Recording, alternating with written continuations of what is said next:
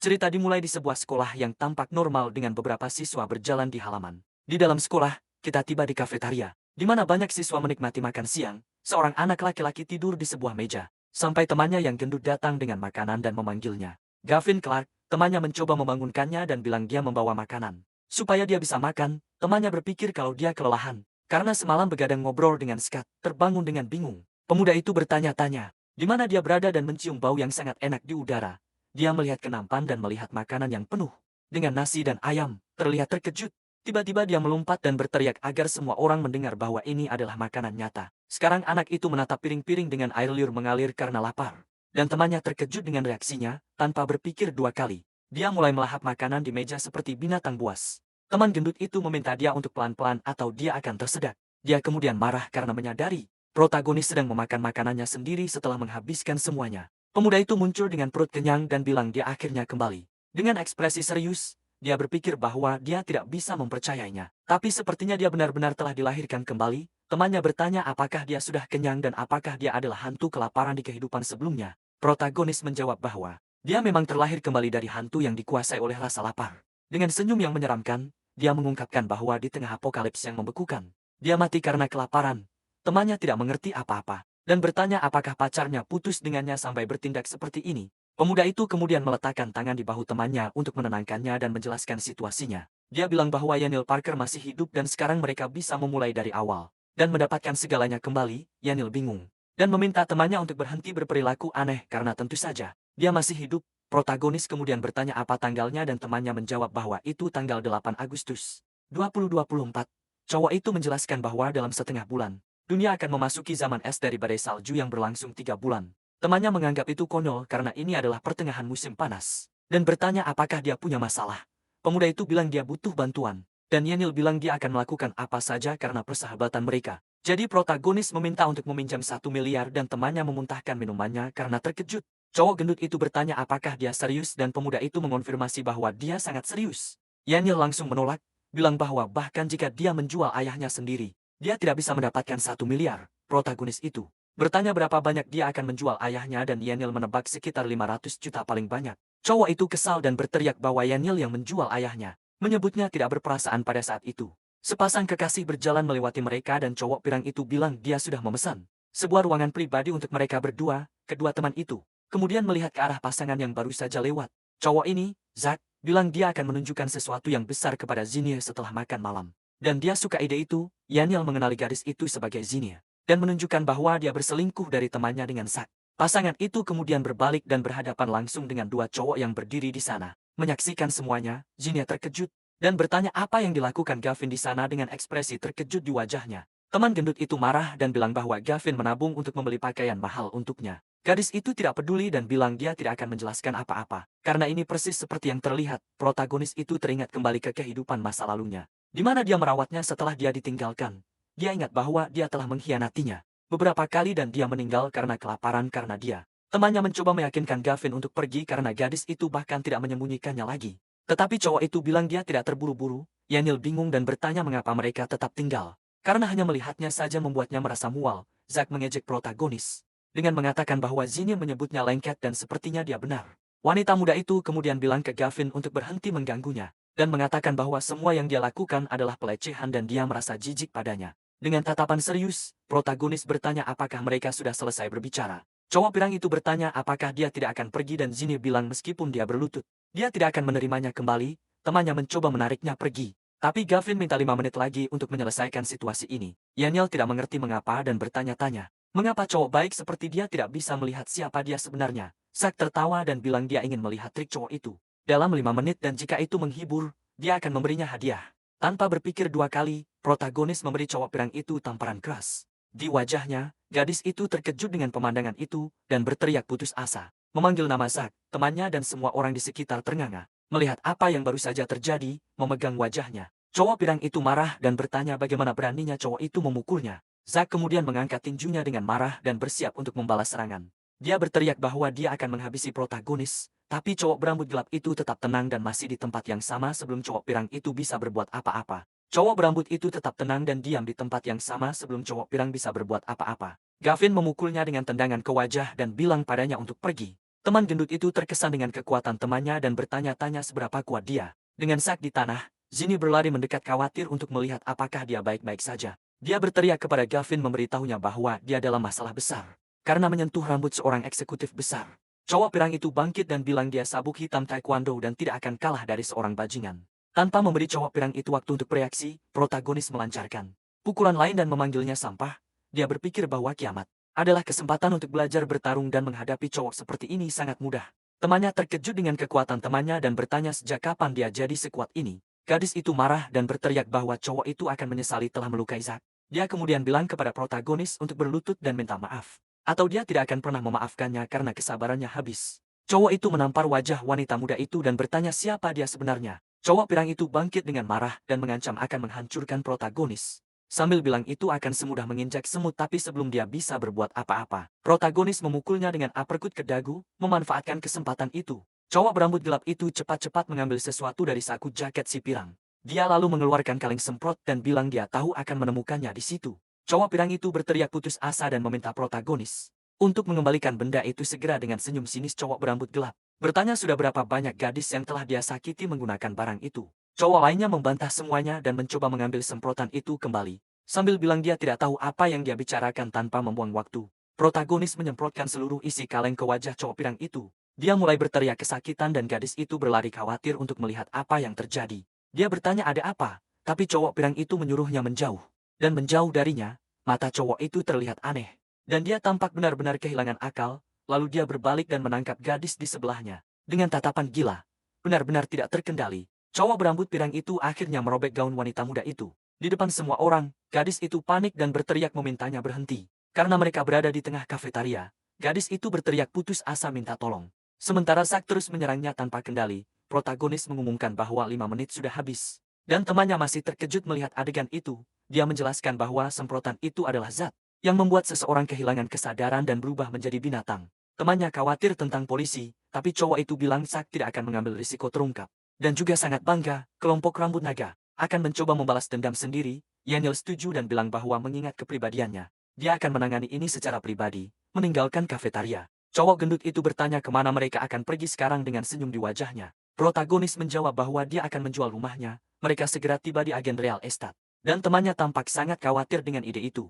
Dia mempertanyakan menjual satu-satunya rumah orang tuanya. Tapi cowok itu sudah sangat yakin, pemuda itu berpikir bahwa dengan uang, dia perlu menimbun persediaan untuk kiamat. Agen real estate menyerahkan dokumen dan berkomentar bahwa tidak ada terburu-buru untuk menjual dengan harga yang begitu tinggi. Meninggalkan tempat itu, temannya bertanya apa tujuan mereka selanjutnya. Protagonis kemudian mengumumkan dengan senyuman bahwa sekarang saatnya menghabiskan uang. Tidak lama kemudian, kedua teman itu tiba di supermarket yang sangat besar. Cowok itu mulai bertanya kepada karyawan untuk 1.000 unit tepung beras dan minyak. Dan dia juga meminta 10.000 unit dari setiap barang kalengan. Dira, petugas itu benar-benar terkejut dengan pesanan itu. Dan bertanya apakah tuan itu yakin. Pemuda itu mengkonfirmasi dan temannya bercanda. Bertanya apakah dia akan membuka supermarketnya sendiri. Dia kemudian bertanya apakah pasar itu melakukan pengiriman. Dan karyawan itu menjawab ya, mereka mengurus semuanya. Cowok itu bertanya apakah keluarga temannya memiliki gudang dan Yaniel bertanya, apakah dia akan menyimpan semuanya di sana. Pemuda itu kemudian meminta untuk meminjam gudang dan alamatnya agar dia bisa pergi membeli lebih banyak barang. Pada saat itu dua gadis muncul di lorong supermarket. Melihat para cowok, mereka mengenali dia dan mengejeknya karena dikhianati. Mempertanyakan bagaimana dia bisa mampu berbelanja di tempat itu. Selanjutnya dia memesan 5 komputer canggih dan 10 televisi serta konsol video game. Cowok itu berpikir bahwa dengan kiamat, hiburan akan sangat penting untuk menghabiskan waktu. Karyawan itu sangat bersemangat dan memanggilnya pelanggan terbesar tahun ini. Meninggalkan kedua gadis itu terkejut. Gadis-gadis itu terkejut dengan biayanya dan bertanya-tanya bagaimana seorang cowok miskin seperti dia bisa memiliki begitu banyak uang. Protagonis kemudian meminta agar semua elektronik dan jaket musim dingin dikemas. Gadis berambut ungu bertanya-tanya apakah dia benar-benar miskin. Karena dia sudah menghabiskan lebih dari 1 juta, mereka menyimpulkan bahwa dia adalah orang kaya yang menyamar. Dan ini adalah kesempatan besar bagi mereka. Cowok itu berpikir dia hampir siap untuk kiamat. Dan sekarang perlu fokus pada sesuatu yang lebih penting. Suara perempuan menyapanya dan cowok itu langsung mengenalinya dengan tatapan serius. Mereka berdua mendekat dan memujinya mengatakan bahwa dia tiba-tiba menjadi jauh lebih tampan. Dia ingat bahwa di kiamat mereka dipimpin oleh beberapa preman dan pernah merampoknya. Hampir membuatnya membeku. Yang berambut ungu bertanya kenapa dia begitu diam. Dan mengajaknya untuk makan. Si cowok menerima undangan itu dan bertanya kepada temannya untuk mengambil barang-barang kembali sementara dia menangani sesuatu.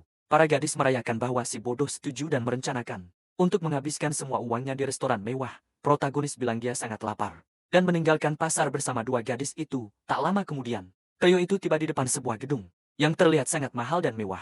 Para gadis membawanya ke restoran dan dia berpura-pura terkejut melihat betapa mahalnya tempat itu. Setibanya di tempat yang mewah, salah satu gadis bertanya kepada si cowok apa pendapatnya tentang makanan di sana sambil melihat menu. Protagonis berpura-pura terkejut dan bertanya apakah tidak terlalu mahal. Yang dua gadis itu tidak peduli dan bilang jika dia tidak akan memesan apa-apa, mereka akan memesan untuk diri mereka sendiri. Yang mengenakan gaun hijau kemudian memesan semua hidangan termahal di menu dari pelayan. 1 jam kemudian, gadis berambut ungu bilang dia sangat kenyang karena sudah lama tidak makan sebanyak itu. Dia bertanya kepada Gavin bagaimana makanannya dan dia bilang itu luar biasa. Tapi dia perlu keluar sebentar. Protagonis kemudian bangkit dari meja dan dengan tenang berjalan menuju area resepsi. Di sana dia mengabaikan tagihan dan meminta mereka menyiapkan 100 meja dengan hidangan yang sama. Untuk 10 hari dari sekarang, Rahan karyawan itu ternganga mendengar permintaan itu. Dan dia bertanya apakah tuan itu yakin tentang itu. Si cowok hanya menyerahkan kartu VP kepada gadis itu dan bilang dia bisa membayar semuanya di muka. Dia ingat makanan kaleng selama kiamat dan ingin mengamankan makanan yang baik untuk masa depan. Para gadis berpikir dia pergi untuk membayar dan memanggilnya si bodoh kaya. Merencanakan untuk membeli tas setelah itu, resepsionis mengonfirmasi pesanan besar itu. Dan kemudian bertanya tentang tagihan untuk meja mereka dengan senyum kemenangan. Si pemuda mengambil kartunya, kembali dan bilang mereka bisa bayar sendiri. Dia pikir dia sudah menghabiskan hampir semua uang dari rumah dan sekarang saatnya untuk meminjam. Pria itu kemudian mulai mengakses berbagai situs pinjaman online di ponselnya. Berjalan di jalan, dia merayakan mendapatkan 2,7 juta dari 36 perusahaan. Tiba-tiba ponsel protagonis berdering dan nama Sharon muncul di layar. Di ujung telepon, gadis itu berteriak dengan marah, menanyakan kemana dia pergi. Di telepon pria itu berkata sesuatu yang tak terduga, muncul dan dia sudah dalam perjalanan pulang dengan senyum mengejek. Dia kemudian bertanya mengapa dia yang harus membayar tagihan di ujung telepon. Gadis itu berteriak bahwa dialah yang mengundang mereka untuk makan. Pemuda itu membalas bahwa dia tidak pernah mengundang mereka dan mereka yang menyeretnya ke sana. Yang berambut ungu menjadi marah dan bertanya apakah dia mengharapkan mereka membayar makanan mahal itu. Dia mencemooh mereka dan bertanya mengapa. Mereka mengeluh tentang harga jika mereka bersikeras memesan hidangan termahal. Seorang pria di restoran menyebut mereka aib dan berkata Gavin adalah pecundang yang tidak bisa bayar. Dia kemudian bertanya kepada resepsionis apakah benar dia memesan 100 meja. Dan gadis itu mengonfirmasi dengan putus asa. Gadis itu memohon kepada Gavin untuk kembali dan membayar tagihan karena dia punya banyak uang. Pria itu memutuskan telepon dan berkata dia tidak akan membayar untuk dua anak manja seperti mereka. Gadis-gadis itu panik karena mereka tidak punya uang. Dan manajer memberitahu mereka bahwa mereka tidak melakukan utang dengan marah. Gadis itu memutuskan untuk menelpon seorang pria bernama Hunter untuk memberi pelajaran kepada protagonis. Sementara itu pemuda itu tiba di depan toko lotre dengan rencana di pikirannya. Dia ingat memenangkan lotre di kehidupan sebelumnya dan sekarang dia bisa menang lebih banyak. Menggunakan ingatannya dari masa lalu, pria itu mengisi tiket dengan angka yang dia tahu akan menang. Memegang tiket itu, dia berkata bahwa sekarang dia hanya perlu menunggu 2 hari untuk hasilnya. Protagonis kemudian kembali ke gudang dan menemukan temannya, Yaniel di lantai. Pria gemuk itu mengeluh bahwa dia ditinggalkan. Tapi temannya berjanji akan mengajaknya bersenang-senang. Di dalam gudang yang penuh dengan kotak, temannya bertanya apa gunanya menghabiskan begitu banyak. Pemuda itu menjelaskan bahwa di akhir zaman, persediaan ini akan menyelamatkan nyawa dan meminta Yaniel untuk mempercayainya. Temannya bilang kalau dia tidak terlihat begitu normal. Dia akan mengira temannya sudah gila. Protagonis tersenyum dan bilang tidak ada yang terburu-buru. Karena dalam beberapa hari, si gendut akan mempercayainya. Tiba-tiba beberapa orang aneh muncul. Dan salah satu dari mereka bertanya apakah dia adalah orang yang bernama Gavin Clark. Pemuda itu mengkonfirmasi identitasnya dan bertanya apakah mereka adalah preman untuk seorang bernama Hunter. Seorang pria botak dengan bat mengakui dia mengganggu wanita Hunter dan memanggilnya berani. Teman gendut itu ketakutan dan mengancam akan memanggil polisi saat para preman mengelilingi mereka. Pria botak itu mengejek dan menantangnya untuk menelpon dan melihat siapa yang datang lebih dulu. Polisi atau dia, protagonis. Lalu dia melangkah masuk dan memberitahu temannya bahwa dia tidak perlu memanggil pihak berwenang. Para preman tertawa melihat sikap pemuda itu dan menyebutnya pengecut. Karena tidak ingin melibatkan polisi, teman gendut mencoba bernegosiasi dan bilang ayahnya adalah kepala perusahaan konstruksi besar. Pria botak itu mengenali nama itu dan bilang dia tidak akan menyentuhnya. Tetapi target mereka adalah Gavin. Dalam keadaan putus asa, temannya berteriak agar protagonis melarikan diri. Sementara dia mencoba menahan pria itu. Seorang pria pirang mendorong teman gendut itu dan pria botak bersiap untuk menyerang pemuda itu dengan bat baseball. Dengan ketakutan, teman gendut itu berteriak nama Gavin dengan putus asa saat dia menyaksikan adegan itu. Protagonis menghentikan bat dengan satu tangan dan bilang serangannya lambat. Dan bahwa pria itu tidak pernah berlatih. Selanjutnya, dia melancarkan tendangan kuat ke perut pria botak itu. membuatnya menjatuhkan bat. Pria besar itu meludahkan sedikit darah dan bertanya bagaimana bocah kecil itu berani melakukan itu. Pemuda itu mengambil bat dari lantai dan memberikan pukulan yang solid tepat di wajah preman itu. Pukulan itu begitu kuat sehingga bat langsung masuk ke mulut pria botak itu, membuatnya terkejut. Para preman lainnya ketakutan dan bilang bocah itu kejam, karena dia benar-benar mengalahkan si botak dengan bat di bahunya. Si protagonis tersenyum dan menantang semua yang lain untuk menyerangnya bersama-sama sambil menunjuk ke para preman. Dia menatap mereka dengan tatapan penuh percaya diri dan tekad. Si Blunt kemudian berteriak agar teman-temannya mengerahkan semua kekuatan dan menyelesaikan si anak. Dengan gerakan cepat dan tepat, si pemuda mengalahkan semua preman. Dan sepertinya sedang bersenang-senang, teman gendutnya terkejut dan bertanya-tanya apakah itu masih Gavin yang dia kenal. Dengan semua orang tergeletak di lantai, si pria bertanya apakah itu sudah cukup. Dan para preman menyerah di tempat. Dia kemudian meminta 100.000 dari masing-masing mereka dan si Blunt berteriak bahwa ini adalah pemerasan. Kehabisan kesabaran, si protagonis melancarkan pukulan lagi ke wajah preman. Yang berteriak kesakitan, si pria mengancam akan merusak kaki mereka jika mereka tidak cepat dan melakukan transfer. Sedikit kemudian, ponsel si pemuda mendapatkan notifikasi untuk 600.000.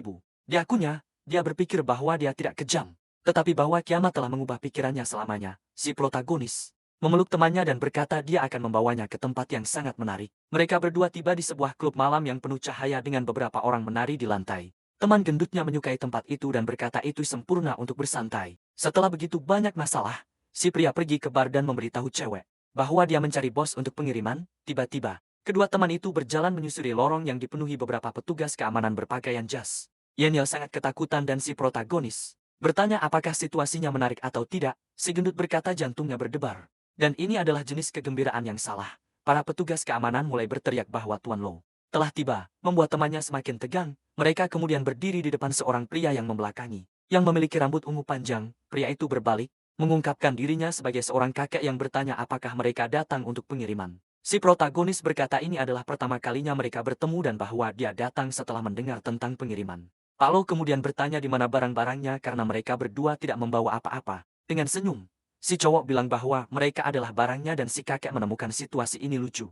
Tapi tiba-tiba bos menjadi serius dan memerintahkan para penjaga bersenjata untuk menahan kedua pemuda itu. Teman yang gendut panik dan mencoba menggunakan nama ayahnya untuk keluar dari masalah ini. Dia bertanya barang apa yang mereka kirim dan si pemuda menjelaskan bahwa itu adalah organ mereka. Yeniel semakin putus asa dan berteriak bagaimana temannya mengharapkan dia tidak panik. Si pemuda kemudian menantang bos dan bertanya apakah Pak Lo yang terkenal tidak berani membeli. Dia kemudian membuat tawaran mengatakan bahwa untuk 10 juta, semua organnya milik si kakek.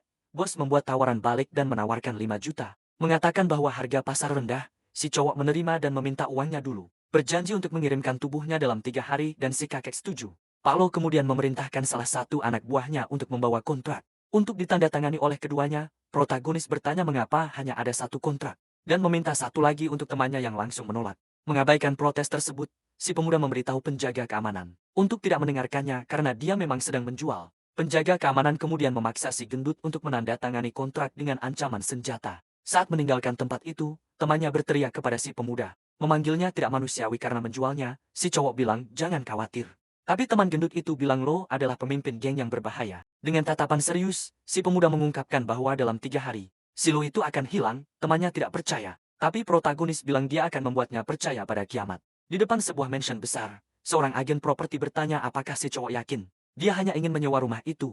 Dia mengonfirmasi dengan keyakinan mutlak dan bilang pada wanita itu bahwa dia tidak tertarik dengan yang lainnya. Teman gendut itu tidak mengerti apa-apa dan bertanya mengapa mereka tiba-tiba menyewa mansion. Protagonis ingat bahwa dalam kehidupan sebelumnya, mansion itu adalah tempat raman. Selama kiamat, dia kemudian memutuskan bahwa sejak dia meninggal di kehidupan sebelumnya, kehidupan barunya akan dimulai di tempat yang sama. Agen properti memperingatkan bahwa pemilik tidak ingin menyewakan, tapi cowok itu menawarkan 2 kali lipat harga sewa. Meskipun begitu, dia bilang itu bukan masalah uang dan dia menaikkan tawaran menjadi 5 kali harga. Dengan senyuman, pemuda itu menawarkan 10 kali sewa dan bilang dia bisa membayar bulan pertama. Sekarang, dengan semangat, wanita itu menjamin dia akan mendapatkan rumah itu untuknya. Bahkan jika dia harus merayu pemilik, dia kemudian bilang dia punya satu syarat. Dia ingin merenovasi rumah itu sepenuhnya sebelum pindah. Tiba-tiba, seorang wanita tua muncul dan menyuruh Senia untuk mengambil kesempatan dengan Zack. Teman gendut itu terkejut melihat gadis itu di sana dan bertanya-tanya apa yang dia lakukan. Cowok itu menjelaskan bahwa itu sederhana dan bahwa Zack ini, pemuda itu memiliki mansion di komunitas itu. Zini menunjukkan ekspresi marah dan penghinaan saat melihat mantan pacarnya berdiri di sana. Dia berteriak padanya dan menuduhnya menguntitnya lagi setelah apa yang terjadi terakhir kali. Ibu gadis itu ikut campur dan bilang putrinya tidak akan pernah tertarik pada mahasiswa miskin tanpa masa depan. Protagonis merasa kesal dan bertanya apakah mereka berdua idiot, dan siapa yang akan menguntit mereka dengan senyuman mengejek. Dia bilang mereka bisa mengutuknya sepuasnya, tapi menyewa rumah tidak ada hubungannya dengan mereka. Zini mencemooh cowok itu dan meragukan dia punya uang untuk membayar 20.000 sewa. Pada saat itu agen properti kembali dan mengumumkan bahwa semuanya sudah disepakati dan sewa adalah 25.000. Ibu Zini terkejut dan tidak percaya bahwa cowok miskin itu benar-benar menyewa mansion. Gadis itu mengejeknya dan bilang tidak ada gunanya. Dia berusaha keras untuk mendekatinya karena dia tidak menginginkannya. Protagonis dan temannya berpikir gadis itu benar-benar gila dan delusional. Karena berpikir bahwa ibunya bilang sewa itu rendah dan ini tidak memenuhi syaratnya untuk mengejar putrinya. Agen properti mengingatkan mereka bahwa tawaran itu 10 kali lipat harga dan cowok itu setuju untuk membayar segera. Ibu dan putrinya terdiam dan meragukan dia punya 250.000 untuk dibayar. Tanpa terpengaruh, pemuda itu melakukan transfer di tempat dan menunjukkan struk di ponselnya. Agen properti menyerahkan kunci dan bilang rumah itu miliknya untuk direnovasi. Sesuai keinginannya, sang ibu bertanya-tanya apakah pria itu dari keluarga kaya. Dan Zini bilang itu tidak mungkin dan dia akan menyelidiki sambil berjalan di jalan. Protagonis bertanya apakah temannya tahu kepala dari perusahaan renovasi terbesar di kota. Dia meminta temannya untuk mengatur pertemuan. Dan si gemuk mempertanyakan rencana untuk merenovasi mansion. Pria itu bilang padanya untuk tidak bertanya dan hanya mengatur pertemuan. Karena dia akan mengerti semuanya malam ini, temannya berhasil mendapatkan pertemuan untuk hari yang sama. Karena bosnya menunda segalanya untuk bertemu dia, protagonis berterima kasih padanya dan bilang dia akan mengirim truk mie instan. Sebagai hadiah dengan senyuman, dia bilang pada temannya untuk tidak khawatir. Karena ayahnya akan menyukai hadiah itu. Tak lama kemudian mereka tiba di perusahaan renovasi. Dan seorang karyawan meminta mereka untuk menunggu CEO, Sain dan ibunya juga ada di sana. Dan wanita tua itu bilang pada putrinya untuk memastikan renovasi yang baik. Kedua teman itu masuk ke ruang tunggu. Dan resepsionis bertanya apakah mereka punya janji. Gadis itu marah saat melihat mereka dan menuduhnya mengikuti dia ke perusahaan renovasi. Protagonis kehilangan kesabaran. Dan bertanya-tanya mengapa dia terus bertemu dengan dua idiot ini. Zini mengejek teman protagonis. Dan bilang itu bodoh untuk merenovasi tempat yang bukan miliknya. Pria itu memperkenalkan dirinya kepada resepsionis dan bilang dia punya pertemuan yang dijadwalkan untuk waktu itu. Ibu dan putrinya meragukan dia ada di sana untuk renovasi, dan berpikir dia hanya pamer. Seorang pria besar berpakaian jas tiba, dan bertanya pada karyawan di mana orang yang dia punya pertemuan. Resepsionis menunjuk ke arah kelompok itu, dan bilang orang itu ada di sana menunggu. Ibu Zenia sangat bersemangat melihat Tuan Zhao dan memuji pengaruh Zack. Dia kemudian berbalik ke protagonis dan menggosokkan perbedaan status mereka di wajahnya. Gadis berambut merah mendekati dan menyapa pria itu dengan senyuman di wajahnya. Tuan Zhao bingung dan bertanya, jadi dia punya pertemuan yang dijadwalkan pada saat itu. Zinia dengan cepat mengangguk dan bilang dia adalah orangnya yang ada untuk pertemuan. Pria itu bertanya apakah namanya Gavin Clark. Dan gadis itu menjawab tidak, namanya Zinia. Sudah kehabisan kesabaran. Mr. Shaw mendorongnya ke samping dan menyuruhnya untuk tidak menghalanginya. Protagonis kemudian mendekat dan memperkenalkan dirinya secara resmi sebagai Gavin Clark kepada pria itu. Kepala perusahaan terkejut dengan usia pemuda itu dan mengundangnya untuk berbicara lebih detail. Ibu Zini tidak mengerti apa-apa, dan putrinya bilang itu pasti ada hubungan dengan keluarga kaya Yanel. Begitu masuk ke kantor manajer, keduanya bersiap untuk membahas proyek renovasi. Mr. Gao duduk dan bertanya kepada teman mudanya apa yang ingin dia renovasi. Dengan senyum percaya diri, protagonis menjawab bahwa dia ingin merenovasi seluruh mansion. Pria itu bilang itu pekerjaan kecil, dan dia akan meminta direktur desainnya untuk menangani itu. Tapi pemuda itu bersikeras dan bilang lebih baik jika Mr. Shaw sendiri yang membahasnya secara pribadi. Mr. Shaw bilang, sejujurnya, dia sangat sibuk dan hanya menangani proyek besar. Protagonis kemudian meyakinkannya bahwa ini adalah proyek besar dan pria itu bertanya tentang anggaran. Pemuda itu mengungkapkan bahwa anggarannya setidaknya 30 juta. Dan bos mulai tertawa, tapi tiba-tiba, pria itu menyadari jumlah itu dan sangat terkejut dengan apa yang baru saja dia dengar. Dia kemudian bertanya apakah pemuda itu yakin dengan angka itu, dan apakah dia tidak bermaksud 3 juta. Dengan senyum percaya diri, pemuda itu mengonfirmasi bahwa total anggarannya adalah 30 juta. Seorang direktur muncul untuk membantu. Tetapi bos langsung menolaknya dan bilang dia akan menangani semuanya sendiri. Mr. Zoe berkomentar bahwa dengan uang sebanyak itu dia bisa membeli sebuah mansion dan bertanya tentang renovasi. Sebagai tanggapan, protagonis menyerahkan selembar kertas dan bilang cetak biru proyek ada di sana, menganalisis kertas-kertas itu. Pria itu terkejut dan bertanya apakah dia sedang membangun sebuah benteng. Pemuda itu bilang dia bisa membayar lebih jika perlu dan satu-satunya syarat adalah selesai dalam setengah bulan. Bos merasa proyek itu sulit dan bilang itu terlihat seperti bunker perang untuk kiamat. Cowok itu lalu menyuruhnya untuk menganggap ini adalah kiamat dan menawarkan pembayaran di muka sebesar 20 juta. Dengan tatapan penuh tekad, pria itu menerima pekerjaan itu dan berjanji untuk memobilisasi semua sumber daya perusahaan sebelum pergi. Teman gendutnya panik dan bilang gila menghabiskan 35 juta untuk menyewa rumah. Protagonis memperingatkan bahwa uang itu segera akan tidak berharga dan temannya bertanya dari mana uang tunai itu berasal. Dia kemudian mengungkapkan bahwa dia meminjam 10 juta dan Yanel bilang kiamat lebih baik nyata di luar. Sini mengejeknya dan bertanya berapa banyak yang dia habiskan untuk menarik perhatiannya. Sudah kehabisan kesabaran. Cowok itu menyuruhnya untuk urus urusannya sendiri. Dan bilang itu bukan urusannya, ibu gadis itu. Membanggakan bahwa putrinya menghabiskan 1 juta dan bilang itu adalah kekuatan nyata. Teman gendutnya ikut menimpali dan bilang 1 juta itu tidak ada apa-apanya. Karena Gavin menghabiskan 35, Zinnia mulai tertawa dan bilang dia akan percaya jika itu 500.000. Tapi bukan 35 juta, protagonis kemudian menantangnya. Bertanya apakah dia akan memanggilnya Daddy jika dia benar-benar menghabiskan sebanyak itu. Gadis itu bilang dia sudah menyelidiki dan tahu dia hanya mendapat 3 juta. Paling banyak dari rumahnya, ibunya ikut bercanda. Dan bilang dia akan memanggilnya Daddy jika dia benar-benar menghabiskan semua itu. Seorang karyawan muncul dan menyerahkan kontrak yang terlupakan oleh cowok itu. Saat dia pergi, wanita tua itu merebut kertas itu dan bilang dia akan mengungkap kebohongannya. Di depan semua orang di sana, tapi setelah membaca dokumen itu, ekspresinya berubah total dan rahangnya ternganga. Putrinya bertanya ada apa, dan ibunya terdiam saat melihat jumlah yang tertulis di kertas. Dengan tatapan panik, wanita itu mengungkapkan bahwa jumlah di kontrak benar-benar 35 juta. Dengan putus asa dia berteriak bahwa kontrak itu palsu karena tidak mungkin baginya memiliki uang sebanyak itu. Karyawan itu membelah perusahaan dan bilang kontrak itu ditandatangani oleh bos dan bukan palsu. Protagonis mendekati wanita itu dan menegurnya tentang janjinya. Untuk memanggilnya Daddy tanpa ragu dia menampar wanita itu di wajah. Mengirimnya terbang ke samping, teman gendut merayakan adegan itu. Dan si cowok bilang sudah saatnya mereka pergi. Zini berteriak marah dan mengutuk. Dia tidak akan pernah memaafkan dia karena mempermalukan ibunya seperti itu. Saat malam tiba, kedua teman itu kembali ke mansion yang baru saja mereka sewa hari itu.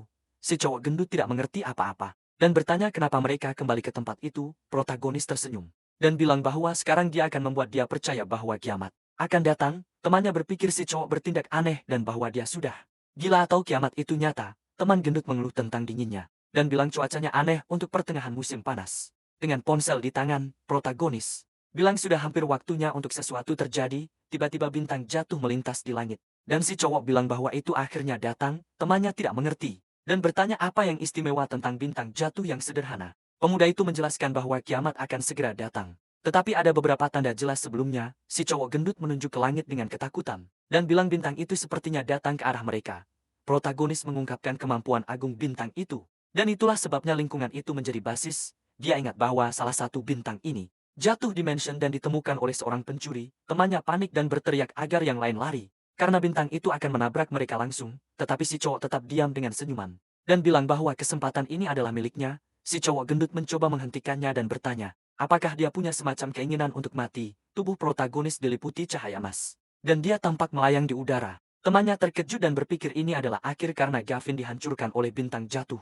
Tetapi yang mengejutkannya, si cowok baik-baik saja. Dan bilang atribut fisiknya telah meningkat 5 kali lipat. Dengan aura emas di sekelilingnya, dia berbalik ke temannya dan bertanya apakah dia percaya dia sekarang. Si cowok gendut terdiam dan dengan mata yang lebar bertanya apakah temannya tidak hilang. Protagonis tersenyum dan bilang tidak hanya dia hidup tetapi dia juga mendapatkan kemampuan khusus. Temannya tidak melihat perbedaan dan bertanya bagaimana dia bisa lebih kuat jika dia terlihat sama seperti sebelumnya. Lalu dia meletakkan tangan di bahu temannya yang gemuk, yang bingung dengan tindakan itu. Dengan kekuatan yang luar biasa, dia mengangkat temannya ke udara hanya dengan satu tangan. Meninggalkannya terkejut dengan senyuman percaya diri. Si cowok bertanya apakah temannya akhirnya percaya padanya. Temannya panik, karena dia beratnya lebih dari 90 kg dan dengan mudah diangkat hanya dengan satu tangan. Tergantung di udara oleh rekannya, pemuda itu terkejut dan bertanya ada apa ini. Dengan senyuman percaya diri, penyelamatnya menyuruhnya untuk turun segera. Dia kemudian melompat dari atas mansion dan temannya berteriak panik. Takut yang terburuk untuk mereka berdua, mendarat dengan aman dengan temannya di pelukan. Dampak yang kuat terasa di tanah. Rekannya yang lebih kuat itu benar-benar terkejut dan bertanya apakah dia baik-baik saja setelah jatuh. Senyuman muncul di wajah pahlawan saat dia bertanya apakah yang lain percaya padanya sekarang. Jawabannya adalah ya, karena dia selamat dari lompatan itu, sementara Zinnia dan ibunya berada di dalam rumah. Dan wanita yang lebih tua itu bertanya apa yang dilihat putrinya. Gadis itu menjawab bahwa dia melihat bintang jatuh mendarat dekat mansion Gavin. Yang dibenci ibunya, dengan senyuman Zinnia meyakinkan ibunya. Mengatakan bahwa Zack akan kembali untuk membalas dendam pada Gavin. Matriark itu mendengar bel pintu. Dan tampak terkejut dengan suara mendadak itu, Zack yang muncul di pintu. Wanita itu menyambutnya dengan senang dan dia bertanya di mana Zinnia. Wanita muda itu muncul dengan tatapan menggoda. Memanggil nama Zack untuk menarik perhatiannya. Zack memegangnya dengan cara yang sugestif dan menyuruhnya untuk cepat. Sementara ibunya masih ada di sana, Zack menyuruhnya untuk merebus air. Zinni memberitahu pacarnya untuk tidak terburu-buru dan menyebutkan bahwa Gavin juga sudah pindah ke lingkungan ini. Kemarahan menguasai Zack, yang marah bahwa Gavin berani muncul. Sebelum dia punya kesempatan untuk mencarinya, ibu gadis itu mengungkapkan kepada Zack bahwa Gavin menyewa mansion di lingkungan itu untuk dekat dengan Zinni dengan ekspresi marah. Sebelum dia punya kesempatan untuk mencarinya, ibu gadis itu mengungkapkan kepada Zack bahwa Gavin menyewa sebuah mansion di lingkungan itu untuk dekat dengan Xenia dengan ekspresi marah. Zack berjanji dia akan membuat panggilan yang akan membuat saingannya menyesali ini seumur hidupnya. Dengan ekspresi marah dia melakukan panggilan dan meminta untuk berbicara dengan seorang pria bernama Biao. Selanjutnya sebuah papan neon menunjukkan pintu masuk ke tempat yang disebut Box Club. Di dalam ring dua petarung saling berhadapan. Sementara seseorang di kerumunan berteriak agar salah satu dari mereka maju. Zack ditelepon sambil tersenyum dan menawarkan 200.000 untuk kontaknya mengurus seseorang. Bayu, petarung dengan mohawk, menjawab bahwa dia mengerti dan akan kembali dalam 2 jam. Petinju itu memberitahu lawannya untuk menghentikan pertarungan. Karena dia punya pekerjaan yang harus dilakukan, lawan Bayu merasa kesal. Memanggilnya pemula yang sok dan bertanya apakah dia ingin pertarungan yang nyata. Biao melancarkan pukulan kuat ke rivalnya, menjatuhkannya dari pertandingan. Kerumunan terkejut dan berkomentar bahwa Biao adalah juara tinju bawah tanah yang baru. Kembali di mansion, Gavin melihat ke cakrawala dan merenungkan bahwa ini akan menjadi tahap pertama dari kiamat. Temannya yang gendut mengeluh bahwa situasinya kejam, dan dia tidak pernah membayangkan nasib manusia yang mengerikan seperti itu. Gavin bertanya kepada Yanes apa rencananya tentang seluruh situasi ini. Yanil menyatakan bahwa dia akan mengikuti instruksi temannya, dan melakukan apapun yang dia katakan dengan nada bercanda. Pemandunya memberitahunya untuk mulai dengan menjual ayahnya sendiri untuk mendapatkan uang. Pemuda itu menjawab bahwa ayahnya memiliki aset tetapi tidak akan percaya pada kiamat. Dia akan berpikir anaknya sudah gila. Pemimpin kelompok itu menjelaskan bahwa uang akan tidak berharga dalam 15 hari dan hanya persediaan yang akan berarti. Yanil setuju dan mengatakan bahwa bahkan jika ayahnya memukulinya, dia akan menjual segalanya sampai keluarga bangkrut. Dengan wajah serius, yang lain menyela menanyakan ada apa. Temannya bertanya apa yang terjadi, dan jawabannya datang cepat. Mansion dikelilingi dari luar. Anak buah mengelilingi rumah dan salah satu dari mereka memperingatkan bahwa target tidak bisa melarikan diri. Biao memerintahkan untuk segera merobohkan pintu mansion. Salah satu penyusup bersiap untuk merobohkan pintu dengan palu besar. Para antek mencoba merobohkan pintu, tapi terhalang oleh kekuatan tak terlihat di dalam. Kedua teman mengamati pria yang terjatuh. Dan Yanel bertanya siapa para penyusup itu. Bi terkejut dan mempertanyakan apakah Residen menyadari mereka. Bertanya-tanya apakah dia juga seorang petarung terlatih. Residen mengenali Bi dan memanggilnya dengan nama lengkapnya, Duen Hui Biao. Bingung, petarung itu bertanya bagaimana mereka saling mengenal. Dalam pikirannya, pahlawan rumah itu ingat bahwa Bi adalah salah satu dari sedikit yang beruntung yang mendapatkan kekuatan di kiamat. Dan menjaga kesadarannya, Bi mengancam pemuda itu, mengatakan bahwa dia tidak akan mengasihani dan akan membuatnya terbaring di tempat tidur selama setengah tahun. Dengan senyum percaya diri, pembela mansion itu membalas bahwa dia juga tidak akan mengasihani dan menyuruh penyerang itu pergi. Kesal dengan sikap Bi, dia maju untuk menyerang dengan pukulan yang kuat. Target menghindari serangan, berpikir bahwa gerakan petarung itu terlalu lambat. Biao mencoba memukulnya lagi, tetapi serangan itu dihindari sekali lagi. Serangan balasan datang dengan pukulan kuat ke perut, yang membuat Biao terjatuh ke tanah. Para antek terkejut melihat bos mereka di lantai, menganggap pemandangan itu tidak bisa dipercaya. Bi berjuang untuk bangkit sementara lawannya bertanya apakah dia akan menyerah. Juara bawah tanah itu menolak untuk menyerah, menyatakan bahwa orang yang bisa membuatnya tunduk belum lahir. Dengan sebuah tendangan, pembela itu menjatuhkannya lagi, meninggalkannya terluka parah. Dia kemudian bertanya apa pendapatnya tentang pertarungan itu. Tetapi pria itu tetap di tanah, terluka. Petarung itu menjawab bahwa tidak bisa dipercaya bisa begitu tak berdaya, tetapi dia masih menolak untuk menyerah sambil tersenyum. Lawannya berkata bahwa akan membosankan jika dia menyerah dengan mudah dan menawarkan cara untuk menyelamatkan saudarinya. Terkejut, Biao bertanya bagaimana dia tahu tentang penyakit saudarinya. Sebuah gambar menunjukkan petarung duduk di samping tempat tidur adiknya. Dengan ekspresi sedih, pria misterius itu menjelaskan bahwa Bi berjuang untuk mendapatkan uang untuk menyelamatkan saudarinya yang mengidap penyakit yang tidak dapat disembuhkan. Biao kini penuh harapan bertanya apakah orang yang tahu segalanya benar-benar bisa menyembuhkan penyakitnya. Dengan senyuman, pemuda itu mengklaim dirinya satu-satunya di dunia yang tahu cara menyelamatkannya dan berkata dia harus percaya pada petarung yang percaya padanya sebagai dia dikalahkan. Dan bertanya apa yang harus dia lakukan untuk menyelamatkan saudarinya. Syaratnya diberikan dengan senyuman. Kalahkan Zack yang dengan cukup parah untuk membuatnya terbaring di tempat tidur selama setengah bulan. Ekspresi amarah muncul di wajah Biao saat dia sedang merencanakan bagaimana dia akan menghadapi Zack. Si petarung mengumpulkan anak buahnya dan memerintahkan mereka untuk mengikutinya menjalankan misi baru. Salah satu pria bertanya apakah dia benar-benar percaya pada orang asing itu. Dan Biao mengonfirmasi dengan mengatakan dia adalah harapan terakhirnya. Di mansionnya, Zack yang berasumsi Gavin pasti sudah di rumah sakit dan saatnya untuk bergerak. Xenia bersama Zack dan gadis itu memanggilnya mengerikan. Dengan senyuman nakal, tiba-tiba ketukan keras di pintu mengejutkan Zack. Ibu Ginny merasa kesal dengan gangguan di tengah malam, dan pergi untuk membuka pintu. Wanita itu membuka pintu dan bertanya siapa orang-orang ini yang menyerbu rumahnya. Dia memberitahu wanita itu untuk minggir. Agar mereka bisa masuk dengan cepat, Ibu Ginny memarahi si petarung. Menyebutnya kasar karena menerobos ke rumahnya. Bio menjawab dengan pukulan yang kuat, dan memberitahunya untuk menjauh dari jalannya. Setibanya di dalam mansion, Zack bertanya apakah tugasnya sudah selesai. Zack mendekati Biao dan memberinya 200.000. Sambil berkata dia tidak perlu datang secara langsung, respon Biao adalah pukulan kuat yang mengenai wajah Zack. Ginny ketakutan melihat pacarnya berdarah dan bertanya pada Biao apa yang dia lakukan. Si petarung mengabaikan permohonan Ginny dan memerintahkan anak buahnya untuk menyerang Zack. Para pengikut mulai memukul dan menendang Zack yang terjatuh. Dengan amarah yang besar, korban memohon Biao untuk berhenti mengancamnya dan mengatakan keluarganya akan membuangnya ke selokan. Biao memberitahu anak buahnya untuk menghentikan serangan sejenak. Dengan kesal, Zack mengatakan Biao telah membuat kesalahan besar dengan menyerangnya. Pemimpin kelompok mengabaikan kata-katanya dan memberitahu anak buahnya untuk mengikat dan menghajar target lagi. Zack panik, nyebut bau gila karena melakukan ini. Si penyerang lalu nanya siapa Gavin Clark dan meminta penjelasan untuk semua ini sambil tergantung terbalik. Target mengungkapkan bahwa dia hanya punya akses 10 juta dan butuh persetujuan untuk lebih banyak permintaan Biao, yang meminta agar dia segera mentransfer 10 juta ke rekeningnya. Ponsel Gavin menampilkan pesan teks. Dengan notifikasi uang diterima, temannya bilang kalau profesor mengirim pesan tentang sesi pelatihan praktis, tapi pemuda itu bilang dia tidak akan pergi. Setelah mendengar bahwa pelatihan itu dekat North New City, dia berubah pikiran. Dengan senyuman, pemuda itu memutuskan untuk ikut karena dia sudah merencanakan untuk menjelajahi tempat itu. Ponselnya berdering, Bao melaporkan bahwa Zack yang sudah mengumpulkan 10 juta dan uangnya sudah dikirim di depan toko Lotera. Pemuda itu berpikir untuk memeriksa tiket yang dia beli. Dia merenungkan bahwa jika dia menang Lotera, dia bisa membeli banyak persediaan untuk kiamat. Beberapa saat kemudian, dia marah karena tidak menang. Dan bertanya-tanya bagaimana ini bisa terjadi. Sang strategist berpikir bahwa tidak ada yang berubah dan mungkin direktur dari peristiwa ini satu langkah lebih maju darinya. Dia menyimpulkan bahwa dia perlu menemukan cara lain untuk menghasilkan banyak uang. Mahasiswa berkumpul di depan bus untuk pelatihan praktis keuangan. Gadis-gadis yang menipunya di restoran menatapnya kesal dan bertanya apakah dia berani muncul dengan senyuman sinis. Dia bertanya mengapa dia tidak berani menunjukkan wajahnya. Mereka menghadapkan dia karena pergi tanpa membayar tagihan restoran dan menuntut penjelasan. Dengan ekspresi acuh tak acuh, pemuda itu bertanya apa hubungannya dengan dia. Salah satu gadis dengan senyuman sensual meminta dia untuk membayar utang. Berjanji mereka akan melakukan apa saja sebagai imbalan. Yang lain dengan semangat bilang dia sudah belajar untuk jahat dan bahwa untuk 20.000. Mereka tidak akan kembali ke asrama dengan senyum nakal. Si pengutang bilang mereka harus terlebih dahulu meminjamkan dia 40.000.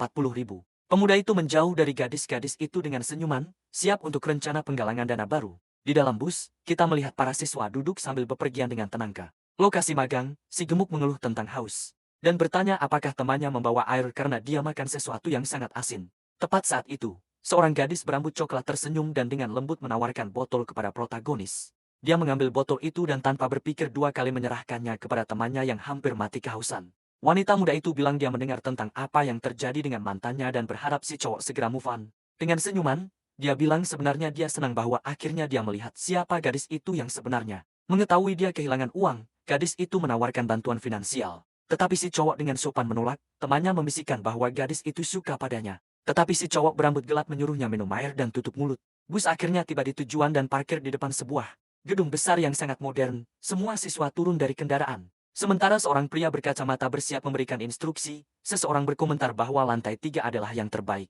Dan lantai 1 hanya untuk kerja manual. Instruktur mulai membaca nama-nama siswa yang akan tinggal di lantai 3 yang diidamkan. Gadis-gadis sombong merayakan posisi baik mereka dan bilang bahwa si pemburu ini bisa menyelesaikan apa saja. Mereka melihat teman protagonis dan berkomentar bahwa dia cantik tetapi tidak punya koneksi.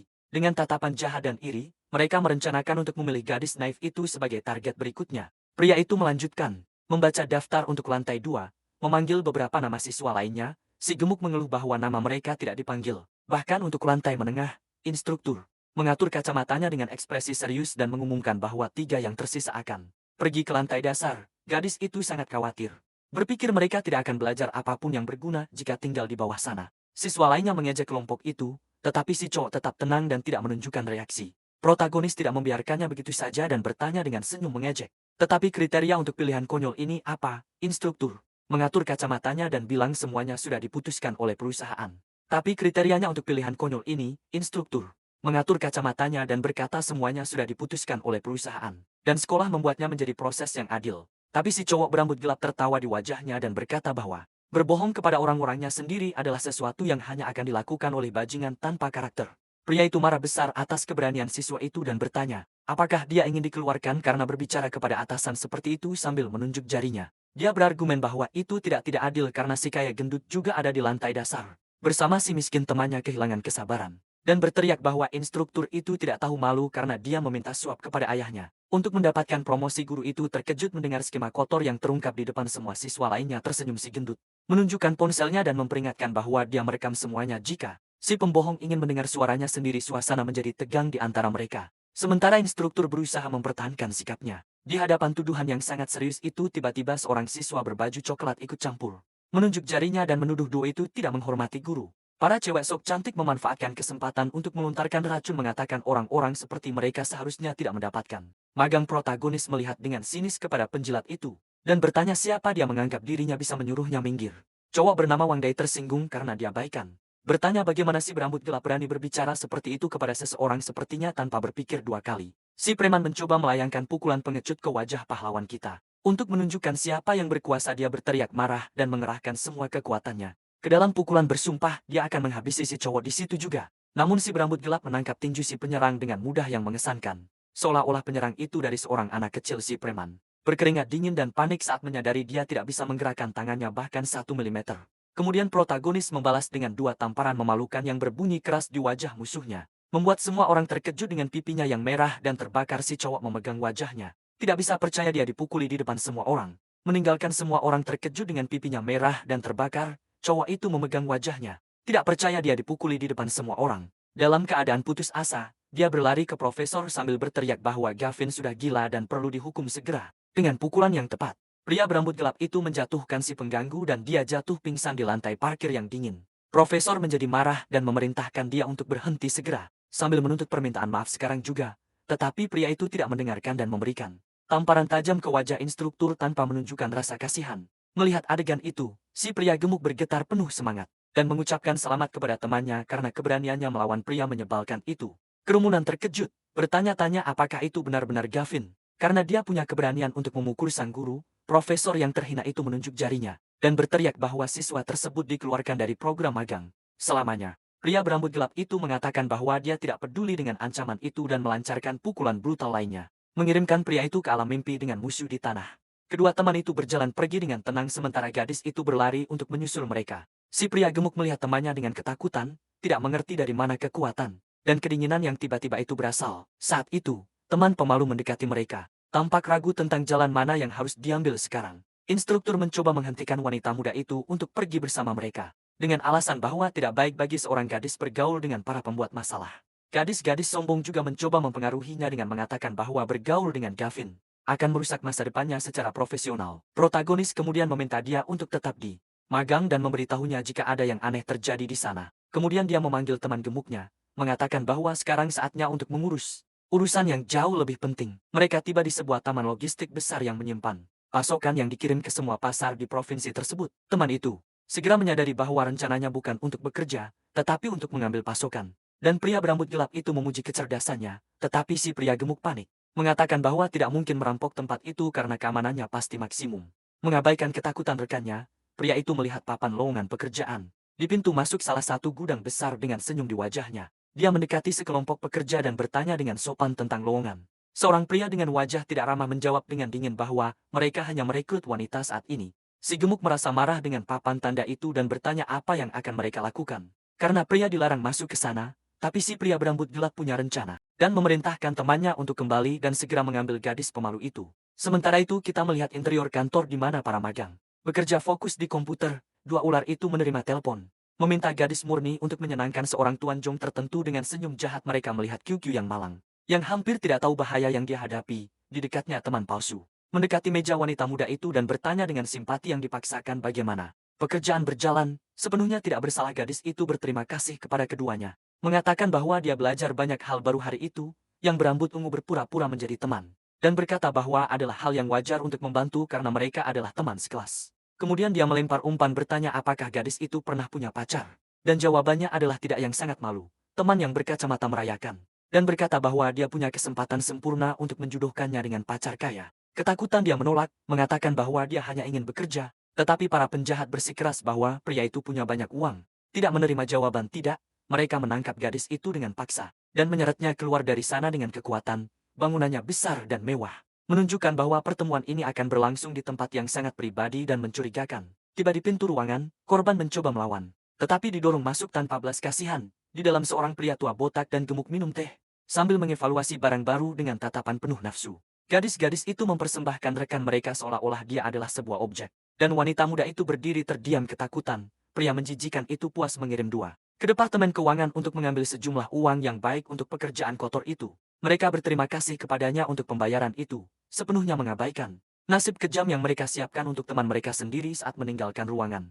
Yang berpakaian ungu mengucapkan selamat tinggal dengan senyuman kejam meninggalkan gadis itu di bawah belas kasihan pria tua. Pintu tertutup keras mengunci gadis yang tak bersalah di dalam. Sementara dia berteriak minta tolong dengan sia-sia, pria tua yang menjijikan itu tersenyum dan berkata bahwa jika dia patuh, dia akan mendapatkan uang jauh lebih banyak daripada gadis-gadis lain. Gadis itu mundur ke pintu dengan gemetar dan memperingatkan bahwa dia bukan tipe seperti itu. Mengancam akan memanggil polisi sekarang juga, tetapi pria itu tertawa di wajahnya, mengungkapkan bahwa keamanan semuanya miliknya dan bahwa tidak ada yang akan datang untuk menyelamatkannya dari situasi itu. Terpojok dia memohon untuk dibebaskan, mengatakan bahwa dia hanya ingin bekerja dengan tenang tetapi penjahat itu terus maju. Kehabisan kesabaran, dia memberikan tamparan keras yang membuat ponsel terbang jauh dari tangan wanita muda yang ketakutan. Dengan tatapan psikopat dia berkata bahwa tidak ada wanita yang keluar dari ruangan itu tanpa melewati dirinya dan digunakan terlebih dahulu, tepat saat ponsel yang jatuh di lantai mulai berdering, menampilkan nama protagonis di layar yang menyala. Jauh di sana teman-teman berjalan dengan tenang, tanpa membayangkan bahaya yang dihadapi rekan mereka saat itu. Pria gendut itu menyadari panggilan dan memberitahu temannya bahwa gadis pemalu itu menelponnya. Pria berambut gelap menjawab dengan senyuman bertanya apa yang terjadi tetapi sambungan tiba-tiba terputus. Menyebabkan kebingungan, senyumannya menghilang saat menyadari bahwa panggilan terputus dengan cara yang mencurigakan menunjukkan bahwa sesuatu yang sangat buruk telah terjadi. Dengan perasaan buruk, dia memperingatkan bahwa sesuatu yang serius telah terjadi, dan berlari kembali ke gedung dengan mendesak, kembali di dalam ruangan. Wanita muda itu dilemparkan secara brutal ke arah perabotan. Jatuh lemah ke lantai, pria tua itu meletakkan tangannya di kepalanya, merasakan sakit dan berteriak dengan marah bahwa dia tidak tahu apa yang baik untuknya. Dengan kaki yang berat, dia menginjak ponsel menghancurkan perangkat dan memutuskan setiap kesempatan untuk berkomunikasi. Si brengsek itu menjilat bibirnya, mengatakan bahwa dia menyukai yang belum berpengalaman dan berjanji akan mengubahnya menjadi kesuksesan besar. Putus asa, gadis itu mengambil vas untuk membela diri bersumpah lebih memilih mati daripada menyerah padanya. Pria itu kehilangan kendali dan mendaratkan pukulan brutal lainnya menjatuhkan gadis itu, dan berjanji akan membuatnya menderita dengan sangat. Sementara di pintu masuk, seorang satpam menghalangi jalan duo itu, mencegah mereka masuk ke tempat itu. Si gemuk mengembungkan dadanya dan berteriak menanyakan apakah satpam itu buta dan tidak mengenali tuan muda di sana. Si pria berambut gelap mendorong satpam itu dengan paksa, memerintahkan pria itu untuk segera minggir. Satpam itu bingung dengan sikapnya, tapi dia ragu untuk menghentikan anak perusahaan bos itu. Duo itu memanfaatkan kesempatan dan berlari masuk sementara si gemuk menunjukkan arah ke lift. Pria itu tidak mendengarkan protes karyawan dan terus berjalan seolah-olah dia memiliki tempat itu. Pria itu menggaruk kepalanya, berpikir ini aneh karena ayah bos tidak mungkin terlihat semudah itu. Tiba-tiba, dia menyadari dan matanya membesar, menyadari bahwa dia telah diperdaya di hadapannya. Dalam keputusasaan, dia mulai berteriak meminta bantuan, memperingatkan bahwa penyusup baru saja masuk ke gedung. Tapi teman-teman itu cepat dan pintu lift menutup, meninggalkan satpam berteriak di belakang. Setelah keluar ke koridor lantai yang benar, mereka menemukan dua ular itu tertawa dan berbicara. Senyum menghilang dari wajah mereka dan kepanikan muncul saat mereka melihat protagonis berdiri di depan mereka dengan ekspresi menakutkan. Dia langsung ke intinya, menuntut untuk tahu di mana temannya sekarang. Yang berambut ungu mencoba berpura-pura bodoh dan bertanya, apa yang dia lakukan di sana tanpa izin. Tatapan pria itu semakin gelap. Dia memperingatkan bahwa dia tidak akan bertanya lagi, kehilangan rasa bahaya. Gadis itu menunjuk jarinya dan berteriak bahwa dia tidak bisa bertindak seperti binatang di sana. Jawaban datang cepat dalam bentuk tamparan tajam yang mengenai wajah si sombong. Tanpa rasa kasihan, teman yang berkacamata berdiri terdiam ketakutan, menyaksikan rekannya terlempar jauh akibat dampak pukulan itu. Tanpa kehilangan ritme, si pria berambut gelap memutar tubuhnya dan mendarat.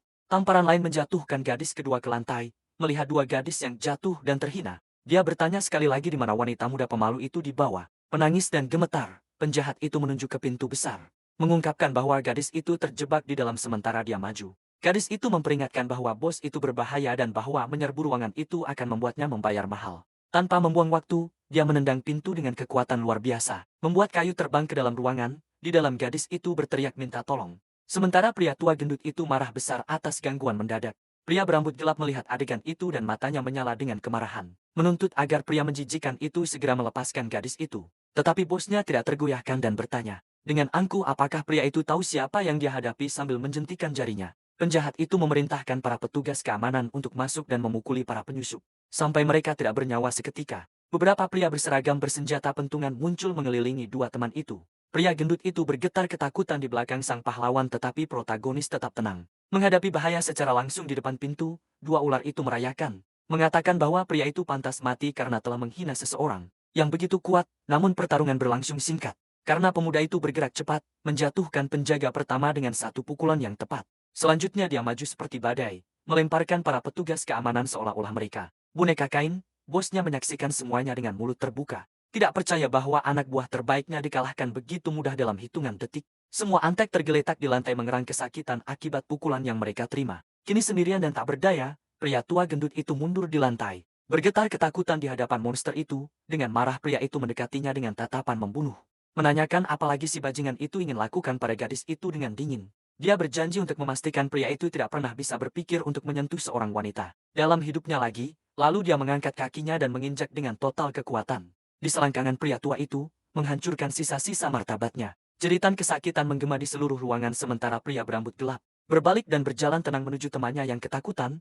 Dia memegang bahunya dan bertanya apakah dia terluka. Dan sang gadis menangis lega karena telah diselamatkan tepat waktu. Dengan gadis selamat, protagonis mengalihkan perhatiannya kembali kedua pengkhianat yang masih berdiri di pintu. Mereka bergetar melihat aura gelapnya, menyadari bahwa sekarang giliran mereka untuk membayar atas apa yang mereka lakukan. Dua ular itu bergetar ketakutan dan mencoba menggunakan alasan sebagai teman sekelas untuk melarikan diri dari pukulan. Tapi cowok berambut hitam itu mengabaikan alasan tersebut dan mendaratkan sebuah tamparan di wajah si berkacamata, bertanya apakah itu cara mereka memperlakukan teman.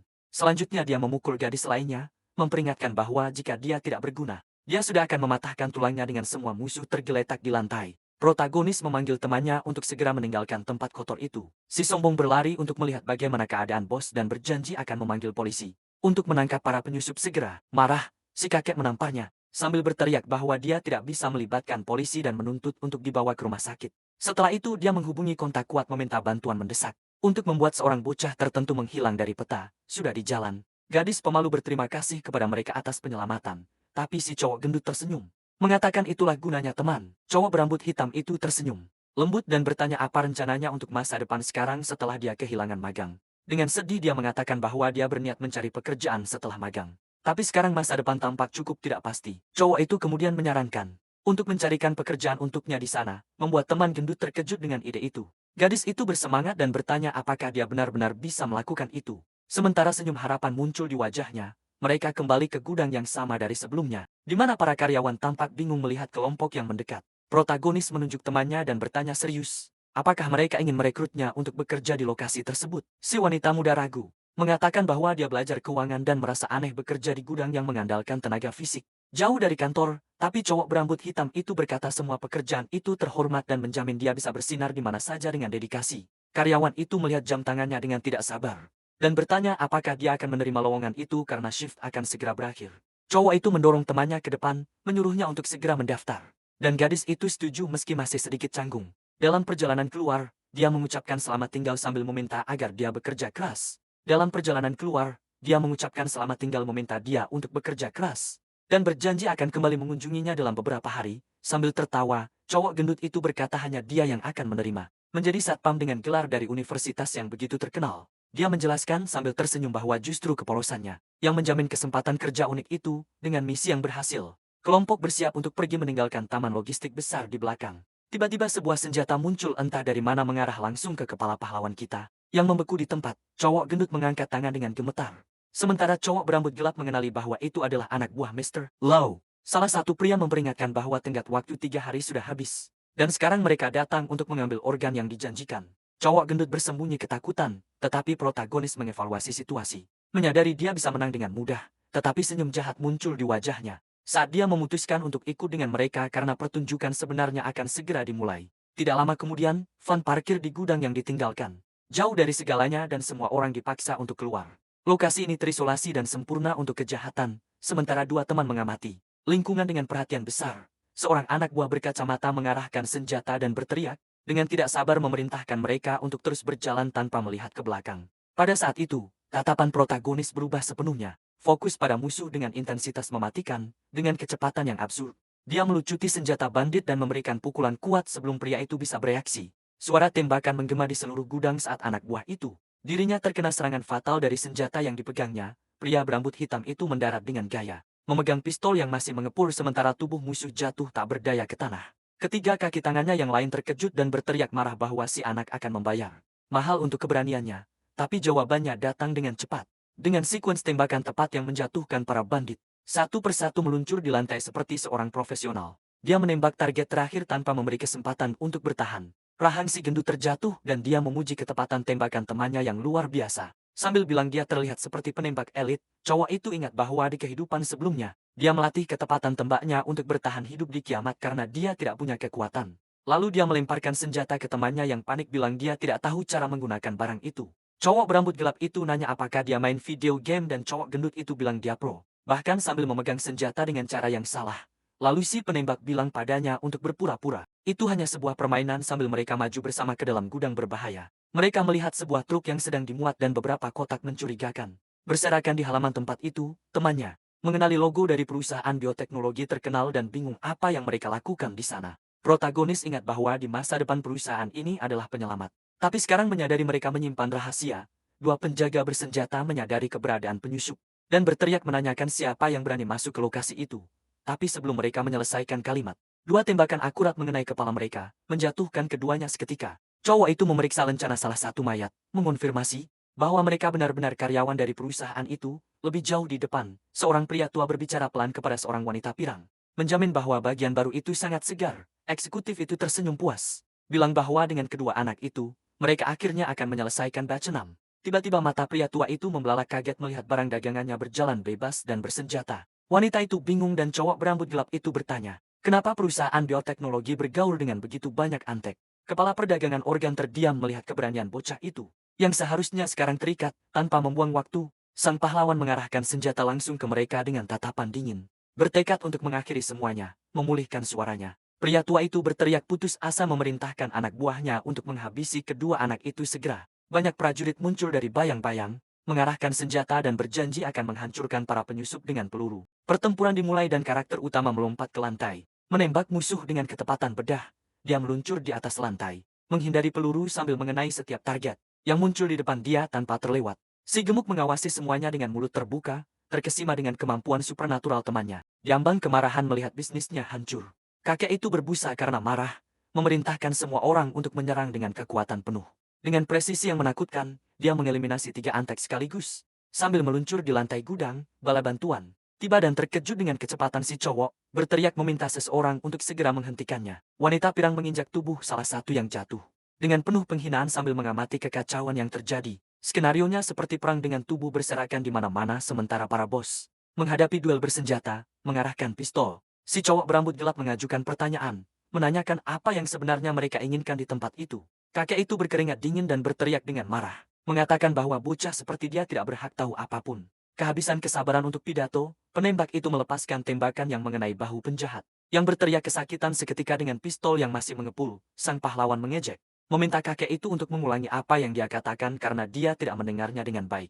Berlutut dan berdarah, si penjahat mencoba mempertahankan posisinya, mengatakan bahwa dia tidak takut pada anak-anak seperti mereka, sang protagonis. Kemudian berbalik kepada temannya yang gemuk dan memerintahkan dengan dingin agar dia dan kakek itu sekarang. Tatapan si cowok sangat intens dan menakutkan.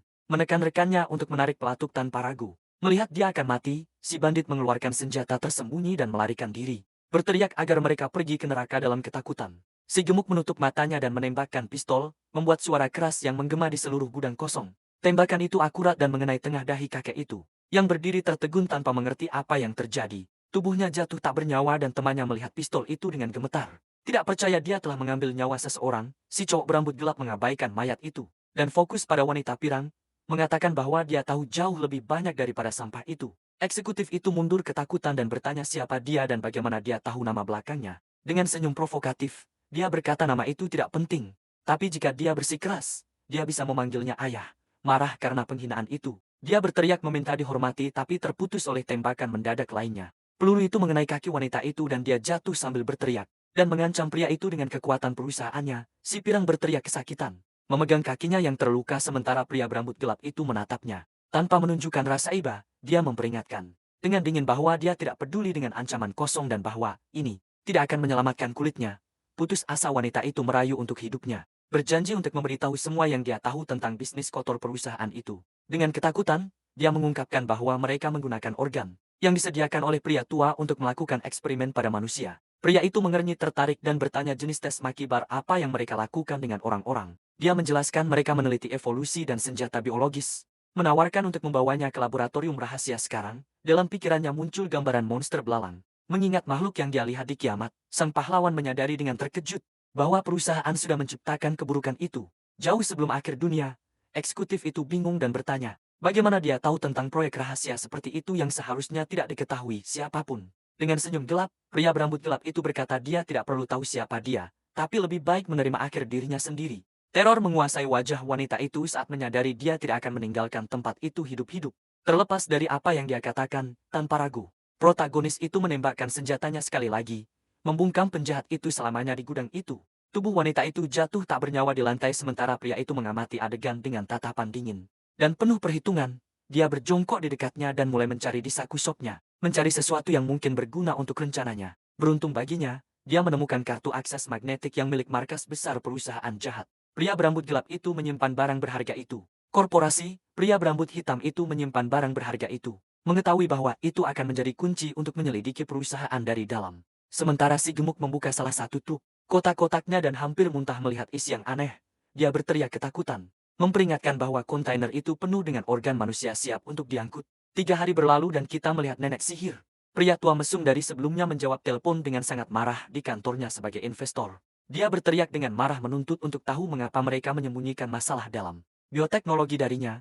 Pria botak yang menjijikan itu menelpon kontaknya dengan marah, menuntut agar Gavin dihilangkan untuk selamanya secepat mungkin. Di sisi lain, seorang pria kuat tersenyum, mengatakan bahwa dia sudah punya urusan yang harus diselesaikan dan akan mengirim anak buahnya segera. Sementara di mansion, kita melihat bahwa struktur utama telah diperkuat untuk menahan bahkan kontraktor memberitahu pria berambut gelap bahwa bagian dalam dengan air dan ventilasi akan siap dalam waktu hanya 1 minggu. Tiba-tiba seorang wanita paruh baya mendekati mereka, memperkenalkan dirinya sebagai Tante Lu dari komite warga. Sambil tersenyum, dia meminta tetangga baru untuk bergabung dengan grup lingkungan. Menunjukkan kode untuk dipindai, pria itu mengeluarkan ponselnya dan menerima undangan itu, tanpa membayangkan bahwa wanita itu akan segera menunjukkan wajah aslinya. Tetangga itu mengamati kotak kardus dari pekerjaan konstruksi, dan mengatakan dia akan masuk untuk mengambil semuanya untuk dirinya sendiri. Sekarang protagonis memblokir jalan dengan sopan, mengatakan itu tidak nyaman karena mereka sedang dalam proses konstruksi. Tetapi wanita yang mendesak itu bersikeras mendorong pria itu dan memanggilnya pelit karena tidak memberikan sampah itu padanya. Mencoba bersabar,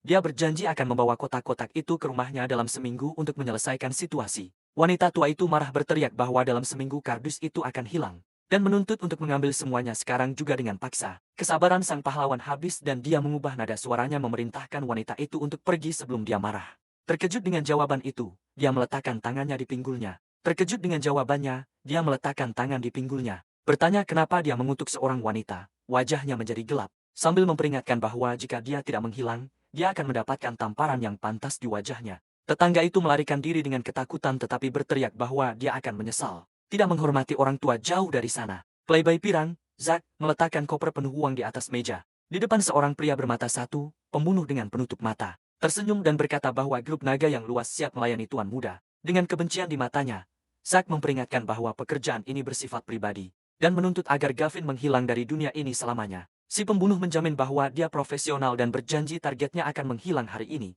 Tanpa meninggalkan jejak, Playboy itu tertawa dengan tatapan jahat, dan berkata bahwa dengan kekuatan yang dimilikinya, dia bisa menghancurkan rival seperti serangga. Sementara para pembunuh tiba di hotel mewah, tempat target menginap di suite presiden.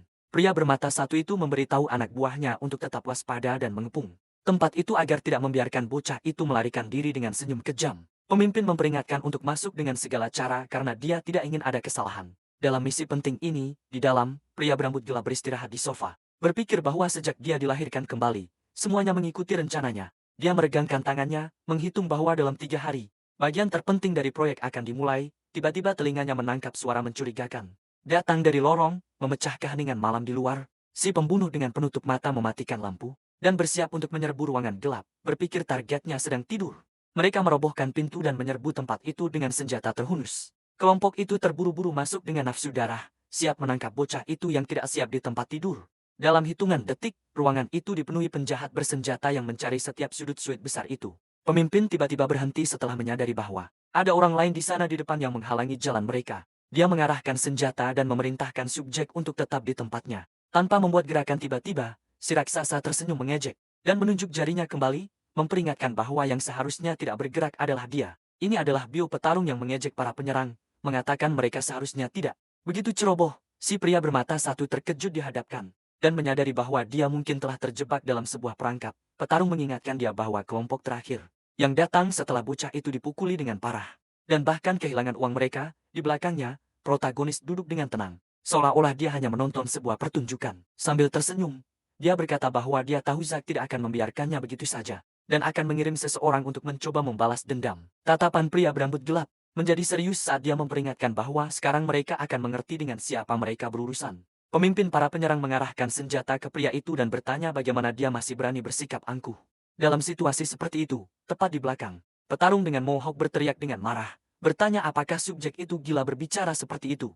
Pria dengan penutup mata mengabaikannya dan memperingatkan dengan senyum kejam bahwa hari ini akan menjadi akhir bagi protagonis kita. Si raksasa di sampingnya tampak kehilangan kesabaran saat dia menggeram. Siap untuk memulai serangan tanpa membuang waktu lagi, kedua pemimpin maju menyusuri koridor, memimpin sisa geng untuk menjepit target di dalam ruangan. Tiba-tiba si pria bermata satu berhenti tiba-tiba saat merasakan kehadiran aneh dan memerintahkan semua orang untuk tetap waspada sekarang. Dia mengarahkan senjata ke sebuah bayangan di depan, memerintahkan siapapun di sana untuk tetap diam dan tidak mencoba hal-hal konyol, tetapi sebuah suara di belakangnya mengatakan bahwa dia adalah orang yang seharusnya tidak bergerak sementara laras dingin menyentuh kepalanya. Untuk kejutan semua orang, petarung dengan mohawk mengkhianati kelompok dan sekarang mengarahkan pistol langsung ke mantan sekutunya. Pemimpin itu terkejut menyadari pengkhianatan dan berteriak, putus asa bahwa mereka terjebak dalam perangkap musuh dengan senyum sadis. Si pengkhianat memberikan perintah terakhir kepada anak buahnya untuk menghabisi kelompok rival. Di tempat itu, baku tembak dimulai dengan intens di koridor. Bersama dengan anak buah petarung, menembak tanpa ampun terhadap para penyerang yang terkejut, pria bermata satu itu mencoba membalas. Sambil berteriak bahwa si anak membawa bala bantuan dan memerintahkan anak buahnya untuk mengambil senjata dan bertarung. Kekacauan menguasai tempat itu dengan peluru terbang kemana-mana. Sementara pemimpin berusaha putus asa untuk bertahan, tetapi keuntungan sepenuhnya ada di pihak lawan. Dan anak buah pria bermata satu itu jatuh satu persatu tanpa kesempatan untuk bertahan. Terpojok di lantai, bos para pembunuh menghadapi pengkhianat dan bertanya apa yang dia pikirkan. Si petarung tersenyum dingin dan menjawab bahwa dia datang untuk memenuhi misinya, yaitu mengeliminasi pembunuh yang dikirim oleh si playboy sementara pembantaian terjadi di luar. Pria berambut gelap bersantai di sofa, puas bahwa semuanya berjalan sesuai rencana. Dia meregangkan tangannya, berpikir bahwa dalam 3 hari, fase paling krusial dari rencananya yang besar akhirnya akan dimulai. Pada saat itu ponselnya bergetar dengan pesan di grup kampus. Memberitahunya bahwa dia diusir karena perilaku buruk. Profesor tidak membuang waktu dan mengirim pesan di grup mencaci si pria sebagai pengangguran. Di depan semua orang, tetapi pria berambut gelap itu membalas. Mengungkapkan bahwa sang guru memiliki hubungan rahasia dengan istri kepala sekolah. Perlahan teman gendut itu terjatuh mendengar bom tersebut dan bertanya bagaimana dia bisa menemukan rahasia skandal seperti itu di sisi layar. Pria itu panik, berkeringat dingin sementara pemuda itu tersenyum. Menikmati balas dendamnya, dia ingat bahwa dalam kehidupan sebelumnya, profesor itu sendiri mengaku semua ini ketika moralitas manusia runtuh. Putus asa, pengkhianat memerintahkan admin untuk menghapus grup dan mengancam siapapun yang berani menyebarkan percakapan itu. Tertawa terbahak-bahak, si gendut mengatakan bahwa dia sudah menyimpan tangkapan layar dan akan mempostingnya di forum sekolah agar semua orang bisa melihat. Dia melihat dengan kagum kepada temannya, menyadari bahwa pria berambut gelap itu selalu punya kartu as untuk menang. Tetapi segera suasana menjadi berat ketika dia ingat bahwa ayah si pria masih berpikir anaknya sudah gila total. Protagonis menjamin bahwa setelah menyelesaikan satu urusan terakhir, dia akan membuktikan kebenaran kepada ayahnya, apapun risikonya. Pemandangan beralih ke lingkungan perumahan yang tenang di mana gedung-gedung tinggi mengelilingi jalan-jalan gelap malam itu. Duo tiba di tujuan dan rekannya bertanya jenis peristiwa penting apa yang bisa terjadi di tempat itu. Mereka mengamati sebuah rumah modern yang mencolok di lingkungan itu. Tampaknya milik keluarga yang berkecukupan, namun di dalam kenyataannya berbeda. Dengan seorang pria mabuk dan kasar memegang benda berat di tangannya. Di sudut ruangan, kita melihat pemandangan mengerikan, di mana seorang gadis kecil terkurung dalam kandang seperti binatang. Mata si pemabuk merah karena kemarahan. Sementara dia mencari seseorang untuk melampiaskan frustrasinya. Gadis muda itu menatap monster itu melalui jeruji dengan tatapan yang campur aduk antara ketakutan dan keberanian yang menantang.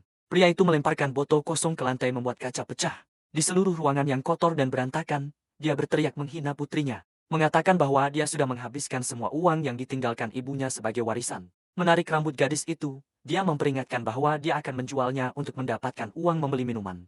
Sebelum menjual rumah, ayah yang mabuk itu memegang putrinya dengan rambutnya dan mengatakan ibunya meninggal karena tidak membelikannya minuman. Dalam tindakan keberanian dan keputusasaan, gadis itu menggigit tangan si penyerang dengan keras. Berusaha untuk bebas, marah dengan rasa sakit. Pria itu mengangkat tangannya siap untuk memukuli gadis itu hingga mati di sana. Tapi pintu kamar tidur dihancurkan dengan tendangan kuat meluncur langsung ke monster.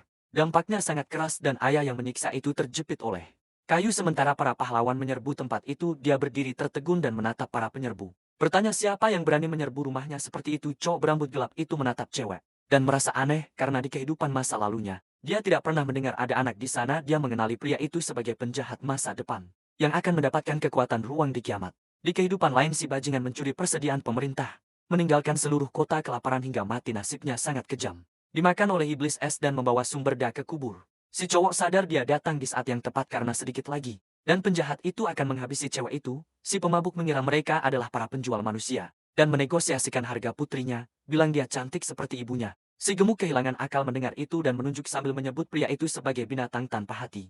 Dengan mata melotot penuh amarah, dia teriak bahwa subjek itu lebih buruk dari babi. Karena menjual putrinya sendiri, sang ayah mengabaikan hinaan dan menunjuk sebuah botol. Menuduh duo itu sebagai penjahat sebenarnya di sana dengan penuh kemarahan. Teman itu membantah bahwa dia bukan penjual manusia dan bertanya di mana dia terlihat seperti orang yang akan melakukan itu. Pria itu maju dengan botol di tangan, berjanji akan membelah kepala si gemuk.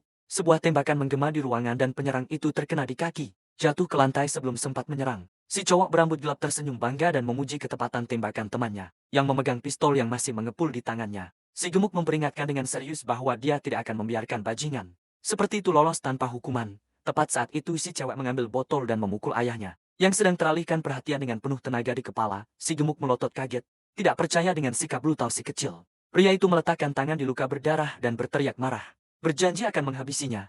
Tapi si gadis muda tidak mundur dan menggunakan leher botol yang pecah untuk menyerang monster itu sekali lagi. Terjatuh di lantai, ayahnya mencoba merangkak, sambil mengancam akan mengkuliti putrinya hidup-hidup.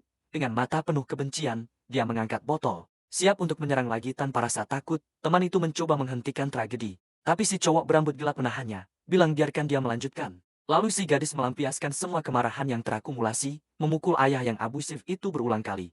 Protagonis tahu dia perlu melepaskan kebencian yang terpendam ini agar tidak gila nanti. Akhirnya pria itu berhenti bergerak dan si gadis berdiri gemetar di atas tubuhnya. Si gemuk ketakutan melihat dia mati, tapi si cowok bilang dingin bahwa penjahat itu pantas mendapatkannya. Memeriksa waktu, si cowok berambut gelap meminta temannya untuk membersihkan si gadis dan menenangkannya. Sedikit sekarang, sementara dia naik ke atap dan mengamati cahaya misterius. Sedikit sekarang sementara dia memanjat ke atap dan mengamati cahaya misterius. Jatuh dari langit gelap di atas, dia tersenyum menyadari bahwa kesempatan besar sebelum akhir dunia akhirnya telah tiba. Cahaya emas membungkus tubuhnya dan dia merayakannya. Telah mencapai kekuatan yang sangat diinginkannya. Sekarang pikirannya mengakses ruang dimensi raksasa, sempurna untuk menyimpan banyak makanan kembali ke kenyataan. Dia mendengar suara sirena mendekat dengan cepat dari sana. Melihat ke bawah, protagonis melihat sebuah mobil polisi parkir tepat di depan.